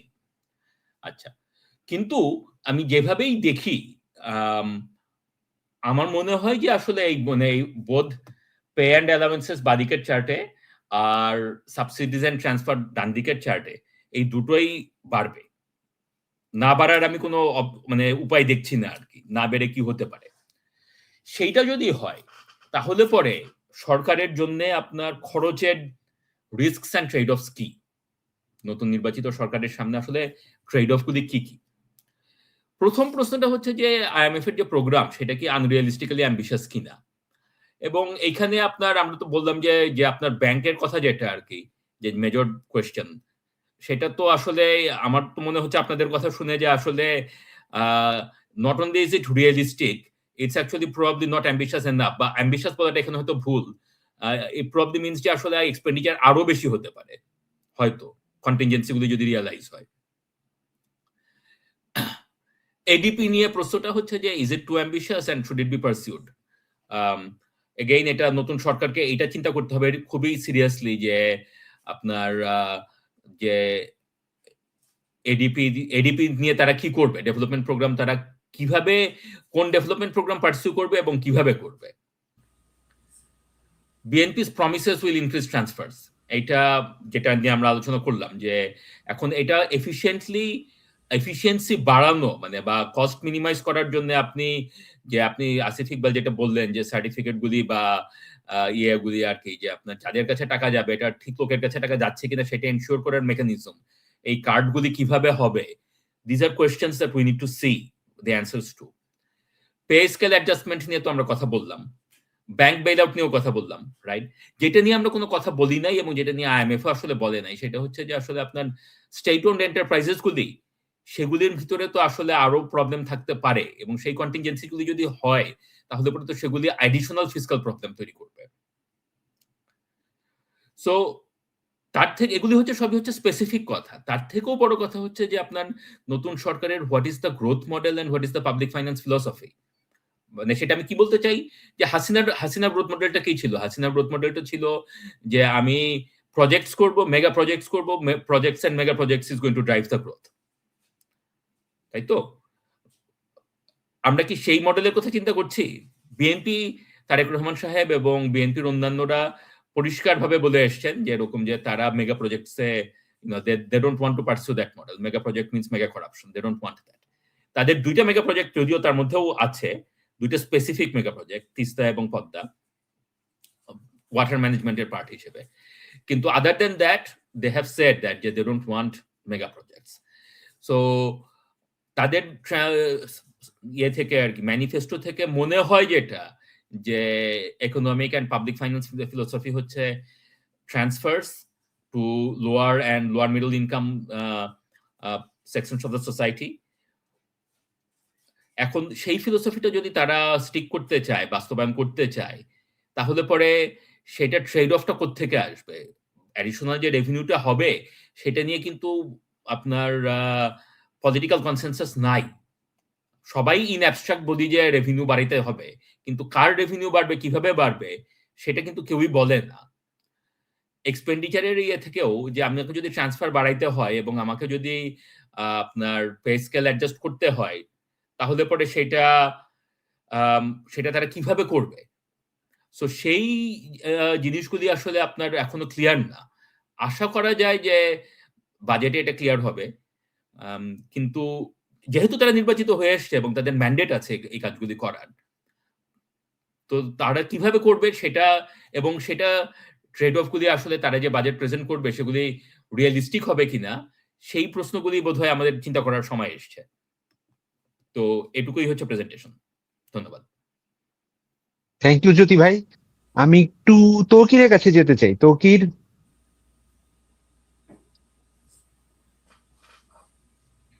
আছে? হ্যাঁ তৌকির, আমি একটু যেতে চাই। আমাদের তো আসলে এই বাজেট প্রিপেয়ার করতে হবে উইদিন নেক্সট 2 months। সো আপনার কাছে আমার কুইকলি যে আপনি নেক্সট বাজেটে রেভিনিউ এক্সপেন্ডিচারে এই 2 মাসের মধ্যে টপ 3টা কি কি দেখতে চান? একটা হচ্ছে যে এই বাজেটে কি কি দেখতে চান, আর নেক্সট 1 বছরের মধ্যে কি কি দেখতে চান, ছোট করে মানে নতুন কি দেখতে চান আপনি এই বছরের বাজেটে আর নেক্সট, মানে প্রথম বাজেটে একদম 2 মাসের মধ্যে কি দেখতে চান আর পরের বাজেটের মধ্যে কি দেখতে চান? আচ্ছা, আবার প্রশ্নটা করি, আমাদের তো নেক্সট বাজেটটা ডিক্লেয়ার হবে 2 মাসের মধ্যে, উইদিন 2 months, মানে নেক্সট জুনের মধ্যে একটা বাজেট আসতেছে। এই যে 2 মাসের মধ্যে আপনি কি, কারণ নতুন সরকারের কাছে তো জনগণের প্রত্যাশা অনেক, সো এই অল্প সময়ের মধ্যেই একদম শর্ট টার্ম আপনি কি কি দেখতে চান সংস্কার টাইপের, মানে কি নতুন জিনিস আপনি এক্সপেক্ট করেন? আর একটু বেশি দূরে গিয়ে মানে পরবর্তী 1 বছরের মধ্যে, পরবর্তী বাজেটের মধ্যে আপনি কি দেখতে চান এই দুটো সময়ের মধ্যে? ইনিশিয়ালি আমি মানে আমি যদি শর্ট আমাদের টার্ম যেহেতু মিডিয়াম টার্ম সবসময় একটা বলি আর কি। কোয়েশ্চেন, রাইট, যেহেতু সবসময় আমাদের কোয়েশ্চেন ছিল যে আমাদের ইনিশিয়াল যে আপনার ফায়ার ফাইটিংটা করতে হবে সেটা হচ্ছে আপনি ব্যাংকগুলোকে কিভাবে ফাইন্যান্স করবেন, ওইটা একটু আমার দেখার ইচ্ছা। আর গভর্নমেন্ট কোন গ্রোথ ড্রাইভার গুলোকে প্রায়োরিটাইজ করতেছে ফর দ্য ফিউচার, ওইটাও আমি কিছুটা ইন্টারেস্টেড দেখার জন্য। আর ডাউন দ্য রোড হচ্ছে সোশ্যাল সেফটি নিয়ে গভর্নমেন্ট যে কাজগুলো করতেছে সেগুলোতে ওরা কিভাবে ফাইন্যান্স করতেছে বা কিভাবে তারা এটা প্ল্যান করতেছে যে ডাউন দ্য রোড তারা কিভাবে সেগুলোকে ফাইন্যান্স করবে। আসিফ খান, সেম প্রশ্ন আপনার প্রতি, একদম শর্ট টার্মে মানে নেক্সট বাজেটেই আপনি কি দেখতে চান, আর পরবর্তী বাজেট মিডিয়াম টার্মে আপনি কি দেখতে চান এই সরকারের কাছ থেকে রেভিনিউ সাইডে এবং এক্সপেন্ডিচার সাইডে? মানে শর্ট টার্মে তো আসলে বেশি দিন সময় নাই, হ্যাঁ, এর মধ্যে এই জন্য আমার একদম মতে 2 মাসের মধ্যে কিছু ম্যাজিক দেখতে চান কিনা? ম্যাজিক আসলে আমি বলি, আমার মতে হচ্ছে যে মেজর ইস্যুস গুলাকে আইডেন্টিফাই করা, কোয়ান্টিফাই করা, হ্যাঁ, যে রাইট। ফিলোসফিক্যালি আমরা কোথায় খরচ বাড়াবো, কোথায় বাড়াবো না, কোথায় আমি রেভিনিউ বাড়ানোর চেষ্টা করতে চাই, এটা হচ্ছে আমি ফার্স্ট বাজেটে দেখতে চাই, হ্যাঁ। আর এর পরবর্তী যে বাজেটগুলো আসবে সেগুলো আরো স্পেসিফিক এবং টু দ্য পয়েন্ট হতে হবে আপনার, মানে অনেক গ্র্যানুলার লেভেলে হবে যে হ্যাঁ আমি রেভিনিউ বাড়াবো এইভাবে এইভাবে এইভাবে এইভাবে আমি বাড়াবো, হ্যাঁ, এই জায়গায় আমি ট্যাক্সের বার্ডেন বাড়াবো না। তো এই জিনিসগুলো আমি পরবর্তী বাজেটগুলো দিতে চাই। এবং just to go back to something Jyoti bhai said, যে রেভিনিউ সামিটের কথা বলা হচ্ছে, এবং আমি আগেও আমরা এটা টপিকটা উঠিয়েছিলাম যে আমাদের বাজেট প্রসেসটাই খুব উইক। এমন এমন নাম্বারস টার্গেট করা হয় যেটা কখনোই কাছাকাছি যায় না, 30-40% আপনার ডিফারেন্স তৈরি হয়, হ্যাঁ। সেটা তো আসলে হাস্যকর একটা ব্যাপার। আপনি প্ল্যান করবেন এবং প্রতি বছর প্ল্যানকে এভাবে ফেল করবেন, সেটা আসলে এই জায়গাগুলোতে আসলে এখনই জোরদার করার সুযোগ আছে। আর যেটা আমি বললাম যে লং টার্ম যে পার্টগুলো, ওগুলো হচ্ছে যে আরো টু দা পয়েন্ট স্পেসিফিক নিটিগ্রিটি বিষয়গুলো, সেগুলো হয়তো পরবর্তী বাজেটে আসতে পারে। রাইট। জ্যোতি ভাই, এই কনটেক্সটে আপনার কি কিছু অ্যাড করার আছে? সো আমাদের লং টার্ম যে প্ল্যানের কথা বলা হচ্ছে, আমাদের এই মুহূর্তে কোনো প্ল্যান নেই বেসিক্যালি। যে আওয়ামী লীগ সরকারের যে অষ্টমী তো 8th প্ল্যান ছিল না সেটা, so 8th plan is invalid, আনটেনেবল। মানে সেই পলিটিক্যাল পার্টিও নাই বা সেই রেজিমও নাই, তাদের যা অ্যাজাম্পশনস ছিল সেইগুলো, so none of those things are at all relevant at all, হ্যাঁ। সো আমাদের একটা নতুন প্ল্যান দরকার, কিন্তু নতুন প্ল্যানটা এই 2 মাসের মধ্যে নতুন প্ল্যান গভর্নমেন্ট করতে পারবে না, মানে it's just not feasible, practically না। নতুন প্ল্যান আসতে আসতে 2027-এর আগে, মানে দি ওয়ে আপনার একটা প্ল্যান তৈরি করে, যেটা টেকনিক্যাল সাইডও বলেন, মানে একটা 5 বছরের মানে পরিকল্পনার জন্য যে টেকনিক্যাল কাজ করতে হয় সেইটা, প্লাস আপনার যে মানে টেকনিক্যাল কাজ বলতে আমি starting from consultation, stake holder consultation, all the way to আপনার modelling, to robustness check, validation, এগুলির যে এক্সারসাইজ, এইটা অ্যাটলিস্ট 8-10 মাসের কাজ।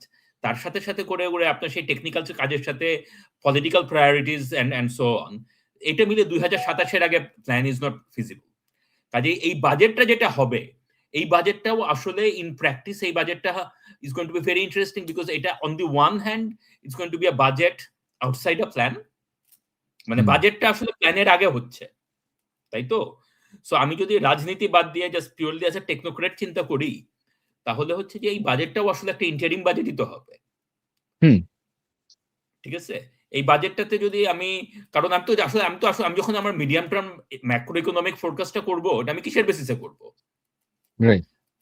হ্যাঁ, আমার তো কোনো প্ল্যান নাই। সো আমি তো জানি না যে, মানে আমি কিভাবে বলবো যে এরকম যে গ্রোথ 8% হবে না 6% হবে।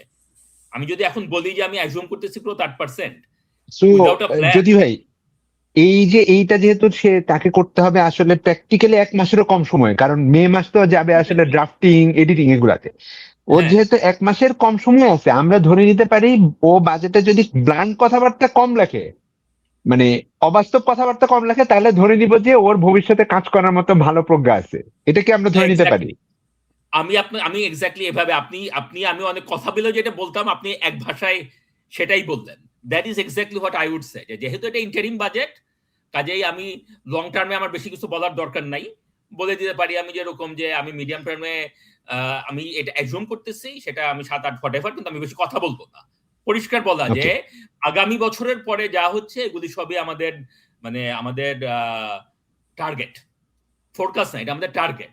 এই টার্গেটে আমরা কিভাবে যাব সেইটার জন্য আমাদের একটা প্ল্যান দেখতে হবে। আমি বেশি কথা বলবো না এটা নিয়ে। আপনি যেটা বললেন, যত অবাস্তব কথা আমি কম বলবো তত ভালো। আমার ফোকাস হইতেছে যে রাইট আমি আগামী একটা বছর মানে আগামী অর্থ বছরটা আমি কিভাবে আমার আয় ব্যয়ের হিসাব করব সেটাতে আমি ফোকাস করতেছি। আমরা যদি বাজেট ডকুমেন্টটা আমরা এইভাবে যদি একটা ডকুমেন্ট পাই, তার মানে হচ্ছে যে এরকম যে এটা একটা ভালো ডকুমেন্ট। মানে ভালো কি খারাপ সেটা তো অনেক রকমেরই, মানে আমাদের আপনার এই কনটেক্সটে আর কি, যে তাহলে পরে আপনি এটা বললেন যে তাহলে আমি বুঝে নিব যে এরকম যে ঠিক আছে এটাকে একটু আমি ক্রেডিবিলিটি নিয়ে চিন্তা করতে পারি।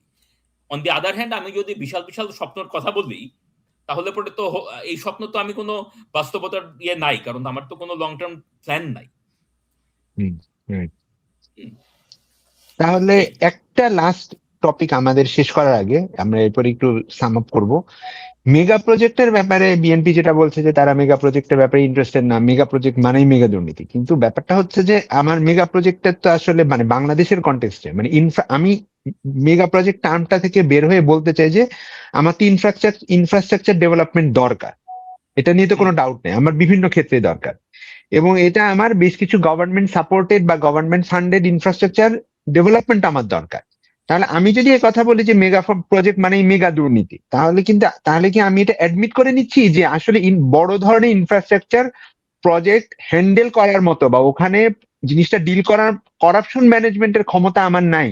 আমি কি এটা অ্যাডমিট করে নিচ্ছি? কারণ আমি করাপশন ম্যানেজমেন্টটা করতে পারলে বা এফিসিয়েন্সি বাড়াইতে পারলে তো আমার মেগা প্রজেক্ট থেকে আমি মেগা বেনিফিটও পাইতে পারি। আমি শুধু শুধু ভয় পাচ্ছি কেন? এই প্রশ্নটা তো আসতে পারে। হ্যাঁ, প্রশ্নটা অবশ্যই আসতে পারে। একভাবে আমরা দেখতে পারি সেটা হচ্ছে যে মেগা প্রজেক্ট মানে মেগা দুর্নীতি তারা মিন করেছে আওয়ামী লীগের কনটেক্সটে, সেটা একভাবে তারা বলতে পারে। হ্যাঁ, যে আওয়ামী লীগের আমলে ফ্যাকচুয়ালি ইট ইজ ট্রু যে আসলেই আওয়ামী লীগের সময় মেগা প্রজেক্ট মানেই ছিল মেগা দুর্নীতি। সরি জ্যোতি ভাই, জাস্ট দুইটা উদাহরণ দিয়ে বুঝাই। শুধুমাত্র ঢাকায় এক্সপ্রেসওয়ে আর মেট্রো রেল যেই পরিমাণ এফিসিয়েন্সি বা মানে মানুষের কনভেনিয়েন্স বাড়াইছে, আমি তো এটাকে ইউটিলিটি কন্টেক্সটে তো মানে ফেলে দিতে পারতেছি না। মানে আমি অনেস্টলি বলি মেট্রো রেল কিন্তু অত্যন্ত দরকারি একটা পাবলিক কমিউনিটি পরিণত হয়েছে। আসিফ জানে যে এক্সপ্রেসওয়ে কিন্তু আমার ওই সাইডে মানে একটু ঢাকার ভেতরে একটু লম্বা দূরত্বের জন্য এক্সপ্রেসওয়ে প্রচন্ড রকম বেনিফিশিয়াল একটা জিনিস। এখন এখানে আমাদের প্রবলেমটা যেটা হয়েছে যে মেট্রো রেল প্র্যাকটিক্যালি শেষ করার কথা ছিল 16 থেকে 17 সালের রেঞ্জে, 2016 থেকে 17-র মধ্যে। ওরা এটা টেনে নিয়ে গেছে 2023-24-এর মধ্যে, এবং খরচও যা হওয়ার কথা ছিল তার চেয়ে ডাবল করে ফেলছে। তার মানে হচ্ছে আমার করাপশন ম্যানেজমেন্ট বাজে ছিল, আমার এফিসিয়েন্সি ম্যানেজমেন্ট বাজে ছিল। আমি তো কথা বলবো এগুলা নিয়ে, আমি মেগা প্রজেক্ট করব না এটা তো, বা মেগা প্রজেক্ট মানে মেগা দুর্নীতি, এই কথাগুলো তো আমাদের কাছে রাজনৈতিক প্রজ্ঞার দিক থেকে একটু শর্ট সাইটেড মনে হয়, মানে নাগরিকের জায়গা থেকে। আমি পার্সোনালি আপনার এক্সপ্রেসওয়ে সম্পর্কে বলতে পারি যে ইট হ্যাড মেড আমার ঢাকা সফরগুলি আনবিলিভেবলি এফিশিয়েন্ট। আমি সেটা কমপ্লিটলি এগ্রি করতে পারি আর কি, যে ঢাকার উত্তর থেকে ঢাকা মধ্যাঞ্চলে আসার জন্য যে কোনো কাজে যে আপনার মানে এফিসিয়েন্সি বাড়ানো, সেটা আমি সার্টিফাই করতে পারি আমার পার্সোনাল এক্সপিরিয়েন্স থেকে। মেট্রো রেলে ওঠার সৌভাগ্য হয়নি এখনো, কিন্তু expressway is absolutely a wonderful thing.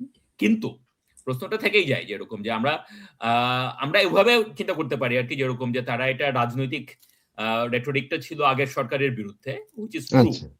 হ্যাঁ, দ্যাট ডাজন্ট মিন যেরকম যে তারা তো বোধহয় যে এক্সিস্টিং প্রজেক্টগুলি তো বোধহয় কন্টিনিউ করবেই। আমি তো কোথাও শুনি নাই যে তারা বলছে যে এমন যেমন মেট্রো রেল তো এখনো তো গুলশানের দিকে মেট্রো রেল যায়নি, ওটা তো যাওয়ার কথা। এমআরটি রাস্তাঘাটে তো মানে প্ল্যান এখনো ওভাবে আছে হয়ে গেছে আর কি। হ্যাঁ, তাহলে পরে যেটা দেখতে হবে সেটা হচ্ছে যে এরকম যে ঠিক আছে আপনি জানেন, আপনি বলে আসছেন যে ওই আমলে মেগা প্রজেক্ট মানেই ছিল মেগা দুর্নীতি।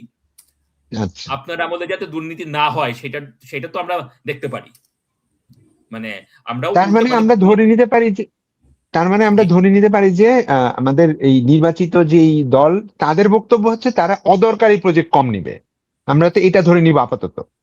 হ্যাঁ, মানে ওনাদের বক্তব্যের তো সেটাই মিনিং হয় আর কি, যে অদরকারি মানে আমরা আপাতত এটা ধরে, হ্যাঁ, অদরকারি প্রজেক্ট কম নিবে এবং দরকারি প্রজেক্টে দুর্নীতি এগেইন নির্মূল কমাবে। করা হয়তো বাংলাদেশের জন্য কমানো দরকার, কমানো সম্ভব, সেটা তাদের কমিটমেন্ট থেকে তো আমরা সেটা ধরে নিতেই পারি। এবং সেটা যদি আমরা ব্যত্যয় দেখি তাহলে পরে নাগরিক সমাজের পক্ষ থেকে আমাদের সেটা নিয়েও মানে অর্থনীতির 12টা অথবা আমাদের অন্যান্য যেসব মানে সংগঠন বা যে কোনো যেভাবে আর কি ব্রেইন বলেন বা আমাদের মানে সহকারী সহযোগী যেসব উদ্যোগ আছে সেগুলি থেকেও আমাদের সোচ্চার হওয়ারও যথেষ্ট মানে দায়িত্ব আছে, প্রয়োজন আছে। জি জি, তাহলে আমরা এই জায়গাতে আসতে পারি যে 3টা জিনিস করা লাগবে। মানে গভর্নমেন্ট ইনফ্রাস্ট্রাকচার প্রজেক্টে আসলে 1 নাম্বার জিনিসটা খুব টাইম বাউন্ড হতে হবে। ওনারা প্রজেক্ট এস্টিমেশন কনসিডারিং মানে ইন কনটেক্সট অফ কস্ট এবং টাইম দুইটাই খুব কেয়ারফুলি ক্যালকুলেট করবেন এবং যেটা ডিক্লেয়ারও করবেন পাবলিকলি, এবং যদি দেরি হয় সেটারও খুব রিজনেবল পাবলিক একটা ক্রেডিবল উত্তর ওনাদের দিতে হবে যাতে ওনারা মানুষের কাছে দায়বদ্ধ থাকে। এগুলো দিয়ে কিন্তু করাপশন কমানো সম্ভব, এফিসিয়েন্সি বাড়ানো সম্ভব। 2 নাম্বার যেটা যে আমার অদরকারি প্রজেক্ট, যেমন একটা আলোচনা খুব কম হয় সেটা হচ্ছে আমাদের কিন্তু আসলে আওয়ামী লীগ আমলে মেগা প্রজেক্টের চেয়ে অনেক বেশি দুর্নীতি হয়েছিল অপ্রয়োজনীয় ছোট ছোট প্রজেক্ট। যেমন ধরেন একটা উদাহরণ দিই, একটা কাজ ওরা করেছিল ইউনিয়ন পর্যায়ে, আমি নামটা ভুলে গেছি, প্রত্যেকটা ইউনিয়নে একটা করে কমিউনিটি সেন্টার বানাবে এবং এটা এমন ভাবে বানিয়েছে যে এটা কারো কোনো কাজে আসে। ঠিক আছে, এইগুলাও কিন্তু আমাদেরকে একটু বলতে হবে যে এটা মেগা প্রজেক্ট না বলে মানে আননেসেসারি ফিসকাল ইনভেস্টমেন্ট কম করবে। অপ্রয়োজনীয় এই জিনিসগুলো আমাদের এখন থেকে ট্র্যাক করা লাগবে যে এডিবিতে কম্পোনেন্ট ওয়াইজ ও কি কি প্রজেক্ট নিচ্ছে, মন্ত্রণালয় ওয়াইজ ও কি কি প্রজেক্ট নিচ্ছে, এবং ওইগুলো আমাদের মনে হয় সিভিল সোসাইটি থেকে ট্র্যাক করাটা জরুরি। যে ফরসে পাবনার বেড়া উপজেলাতে সে যে প্রজেক্টে নিচ্ছে আসলেই সেটা বেড়া উপজেলা মানুষের দরকারে আসবে কিনা, এগুলো আমাদের মনে হয় এখন থেকে একটু করা দরকার। নইলে আমরা শুধুমাত্র গ্র্যানুলার বড় বড় জায়গাতে রয়ে যাই, এটা একটা বড় উপায় হইতে পারে ট্র্যাক করার ক্ষেত্রে। তো আমার মনে হয় জ্যোতি ভাই আমরা আজকে শেষের পর্যায়ে চলে আসছি। যোগ করে নেই যে আমাদের তো আমরা জানি যে আইএমএফ এর প্রোগ্রামে বলতেছে যে এডিপি বাড়ানোর কথা। আপনি যেসবের কথা বললেন এই অপ্রয়োজনীয় জিনিস তো এডিপি তে যাচ্ছে, তাই না? মানে এই যে কমিউনিটি সেন্টার, আমি শিওর যে এটা গেছিল হয়তো আপনার সংস্কৃতি মন্ত্রণালয়ের আন্ডারে প্রজেক্টে। আমি এটা এডিপিতেই পাইছি।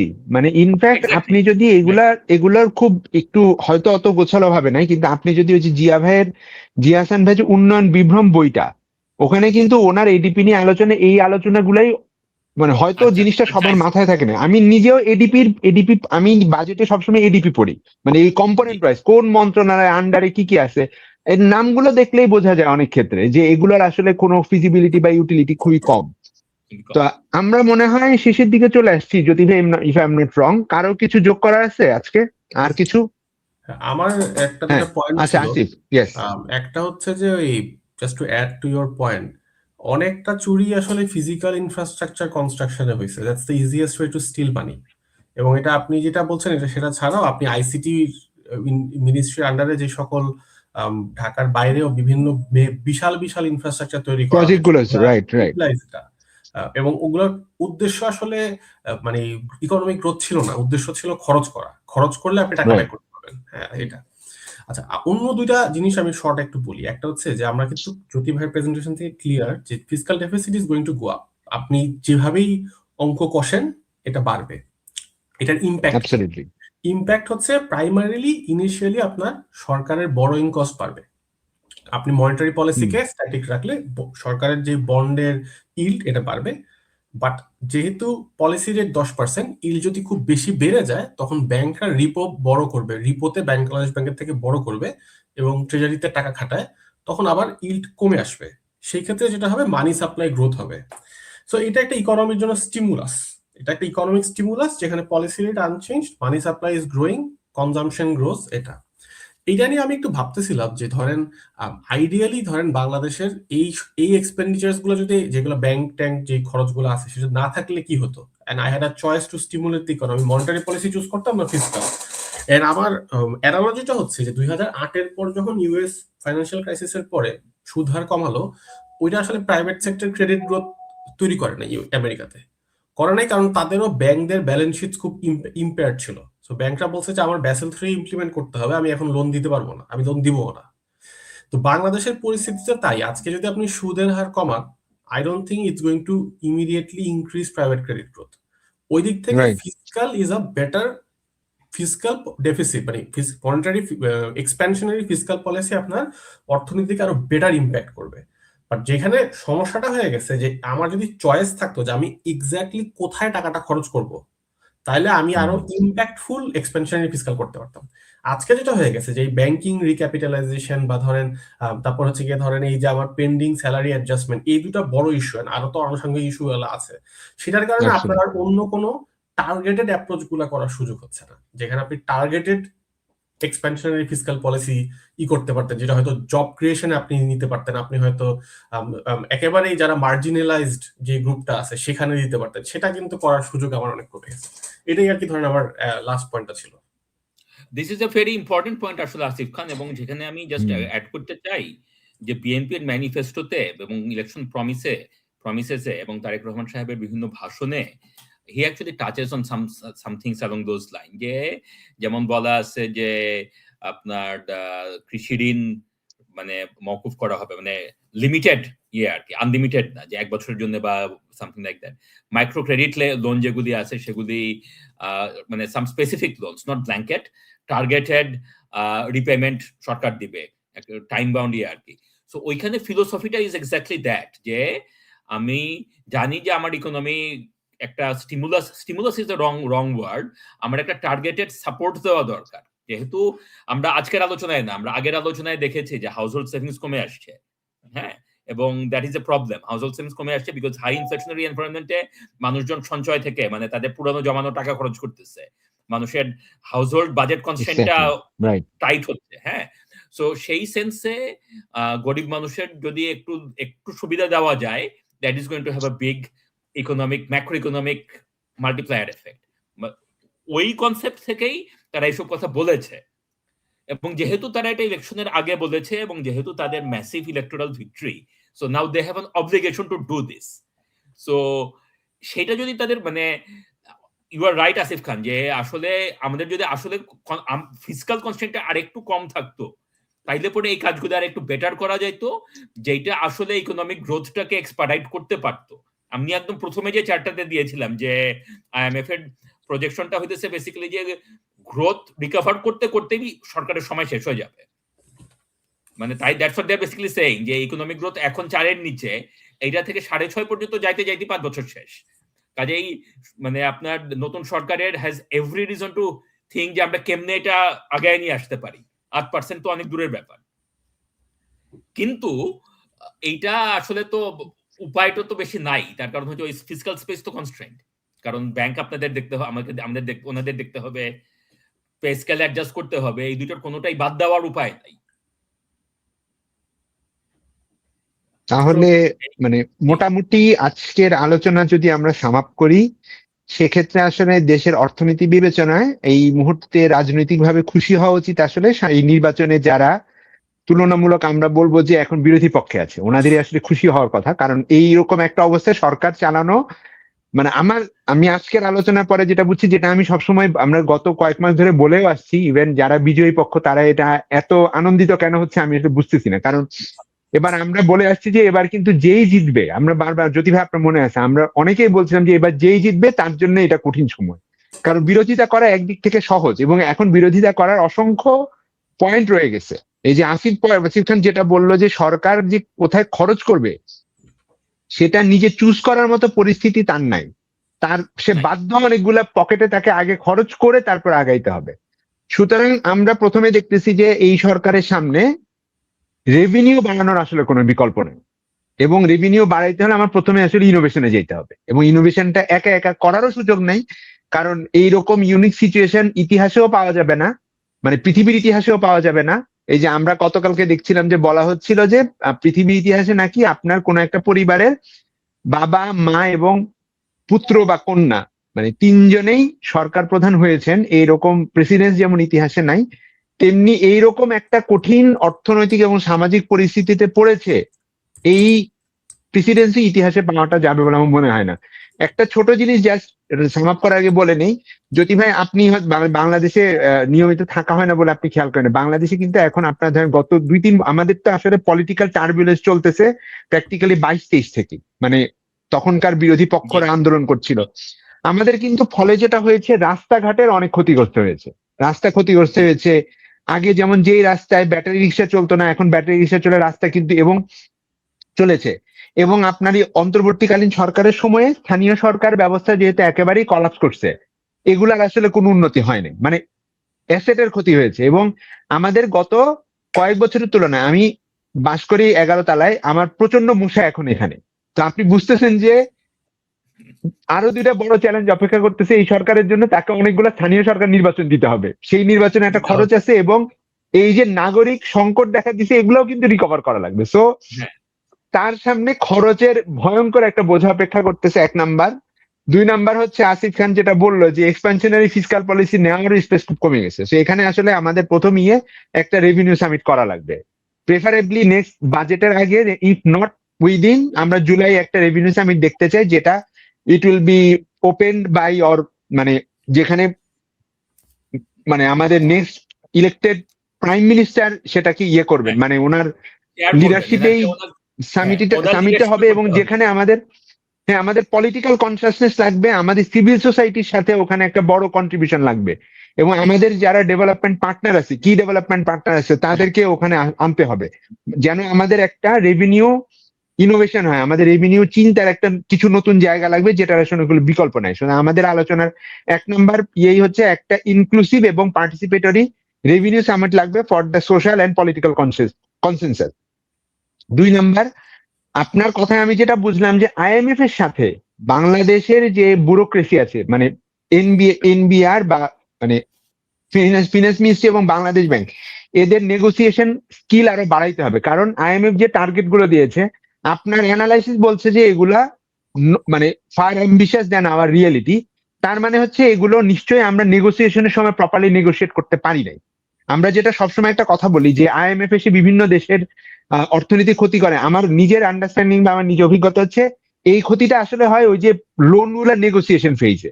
If I am not wrong, যদি ভাই আমি ভুল, সুতরাং আমাদের মানে ফাইন্যান্স মিনিস্ট্রি, বাংলাদেশ ব্যাংক এবং কনসার্ন মানে এজেন্সি গুলার ইন্টারন্যাশনাল নেগোসিয়েশন ক্যাপাসিটি বাড়াইতে হবে। এবং আমাদের ভুলে গেলে চলবে না, আমরা এখন ইন্টারন্যাশনাল ট্রেড কনটেক্সটে একটা খুব কঠিন পরিস্থিতিতে পড়ে যাব। সুতরাং আমাদের নেগোসিয়েশন ক্যাপাসিটি বাড়ানো খুবই জরুরি। 3 নাম্বার হচ্ছে আমাদের ফিসকাল রিফর্মের একটা বড় হচ্ছে ইনস্টিটিউশনাল রিফর্ম লাগবে। আমাদের tax policy agency, tax collection agency আলাদা করতে হবে by doing minimum institutional rearrangement. আমরা যেন ইনস্টিটিউশনাল রিঅ্যারেঞ্জমেন্ট সবচেয়ে কম করে আমরা এই কাজটা করতে পারি, কারণ ওখানে আমাদের খরচ কম করা লাগবে। আমাদের খরচ বেশি বাড়ানো বা জিনিসটা বেশি কমপ্লিকেটেড করার সুযোগ কম। এইটা হচ্ছে আমাদের একদম কুইকলি অ্যাড করি আর কি, যেটা আমি সবসময় বলি যে আমরা যখনই কোনো কিছু রিফর্ম চিন্তা করব, minimum disruption is most effective. যত আমরা গ্র্যান্ড ভিশন চিন্তা করব যে এইটা করব ওইটা করব অনেক কিছু করব, তত গন্ডগোল হওয়ার চান্স বেশি, লেজে গোবরে হয়ে যাওয়ার চান্স বেশি। সেটা তো আমাদের আমাদের ইন্টারিমতে এটা সবচেয়ে বড় এভিডেন্স। ওনারা তো আমাদের সবচেয়ে বড় যেটা শিক্ষা দিয়ে গেছে যে নিজের সক্ষমতা অনুসারে খাইতে পারতে হবে, বেশি খাবার প্লেটে নেওয়ার চেষ্টা করা যাবে না। তো এই 3টা এবং লাস্ট আপাতত আমাদের আমরা যে 4টা জিনিস সর্ট আউট করেছি, last but not the least, sorry 5টা জিনিস করেছি, আমরা 3টা বললাম। 4 নাম্বারটা হচ্ছে আমাদের এই যে ব্যাংকিং সেক্টর বেইল আউট, এই রিলেটেড আমাদের আসলে অন্তত নেক্সট 2 বছরে গভর্নমেন্ট কি কি এক্সপেন্ডিচার করতে হবে তার একটা কুইক এবং ডিটেল প্রজেকশন করে ফেলা, নাইলে হচ্ছে তার জন্য আসলে ডিফিকাল্ট হয়ে যাবে। এবং 5 নাম্বার, আমাদের বাজেটারি অ্যাপ্রোচ একটু চেঞ্জ করতে হবে, মানে বড় বড় ফিগার, বড় বড় কথা না বলে আমাদের ওই আসিফ খান যেটা খুব গুরুত্বপূর্ণ একটা অংশ বলেছিলেন, রেভিনিউর ক্ষেত্রে আমাদের গ্র্যানুলার অ্যানালিসিস করতে পারতে হবে, এক্সপেন্ডিচারের গ্র্যানুলার অ্যানালিসিস করতে পারতে হবে, এবং এডিপিও আমাদের বলতে হবে, এবং মানে সরকারকে তার মিনিস্ট্রি গুলোকে বলতে হবে এডিপি যেন খুব কেয়ারফুলি ডিজাইন করে, অ্যাবসার্ড, আননেসেসারি এবং blunt project taking, blunt expenditure ডিজাইনে যেন ওনারা বিরত থাকেন। এই জায়গাটা আমাদের আসলে এডিপির মানে প্ল্যানিং থেকে শুরু করে আমাদের একটা বড় সমস্যা হয়ে যায় সম্ভবত এডিপিতে প্ল্যানিং ফেজে, যেটা আমরা ইমপ্লিমেন্টেশনে গিয়ে সাফার করি। সুতরাং আমাদের এডিপির প্ল্যানিং এ ইমপ্রুভ করতে হবে। তা আমরা আজকে মোটামুটি এই 5টা টেক অ্যাওয়ে পেলাম আমাদের আজকের থেকে, এবং আবারও আমরা সময় হয়তো একটু বেশি নিয়ে ফেলেছি, অলমোস্ট 1.5 ঘন্টা কাছাকাছি, বাট আলোচনাটা সম্ভবত বেশ উপভোগ্য এবং ফ্রুটফুল হয়েছে। আপনারা যারা দেখলেন ধৈর্য ধরে এতক্ষণ পর্যন্ত, আপনাদের সবাইকে অনেক ধন্যবাদ। এবং আমরা আশা করছি আমরা অর্থনীতির 12টা ম্যাক্রো এবং ফিনান্সের আরেকটা এপিসোডে অতি শীঘ্রই আপনাদের সঙ্গে দেখা করবে, এবং তখন আশা করছি যে বাংলাদেশ একটা নির্বাচিত সরকারের অধীনে পরিচালিত হবে, এবং আমাদের সেই নির্বাচিত সরকার এবং সংসদে যে বিরোধী দল থাকবে তাদের জন্য আমাদের অনেক শুভকামনা এবং তাদেরকে আমাদের অনেক ধন্যবাদ। তারা যে আসলে গত 1.5 বছর আমাদের যে পলিটিক্যাল ট্রানজিশন, তাতে তারা যে এই ধৈর্যটা ধারণ করেছেন, যেই মানে অনেক কিছু সত্ত্বেও তারা যে জিনিসটা শত্রুতার পর্যায়ে এখনো নিয়ে যান নাই, প্রতিদ্বন্দ্বিতার পর্যায়ে রেখেছেন, এটাই আমাদের জন্য অনেক বড় পাওয়া বলে আমরা মনে করি। সবাইকে অনেক ধন্যবাদ। আজকে জ্যোতি রহমান ছিলেন, আসিফ খান ছিলেন, একটা টেকনিক্যাল কারণে তৌকির আজিজকে বিদায় নিতে হয়েছে। আমাদের সম্মানে তাকে অনেক ধন্যবাদ। দর্শকদের অনেক ধন্যবাদ জানিয়ে আজকের মতো এখানেই শেষ করছি। সবাইকে শুভকামনা। আল্লাহ হাফেজ। আসসালামু আলাইকুম। আসসালামু আলাইকুম। স্টেশনের রেলগাড়িটা মাইপা চলে ঘড়ি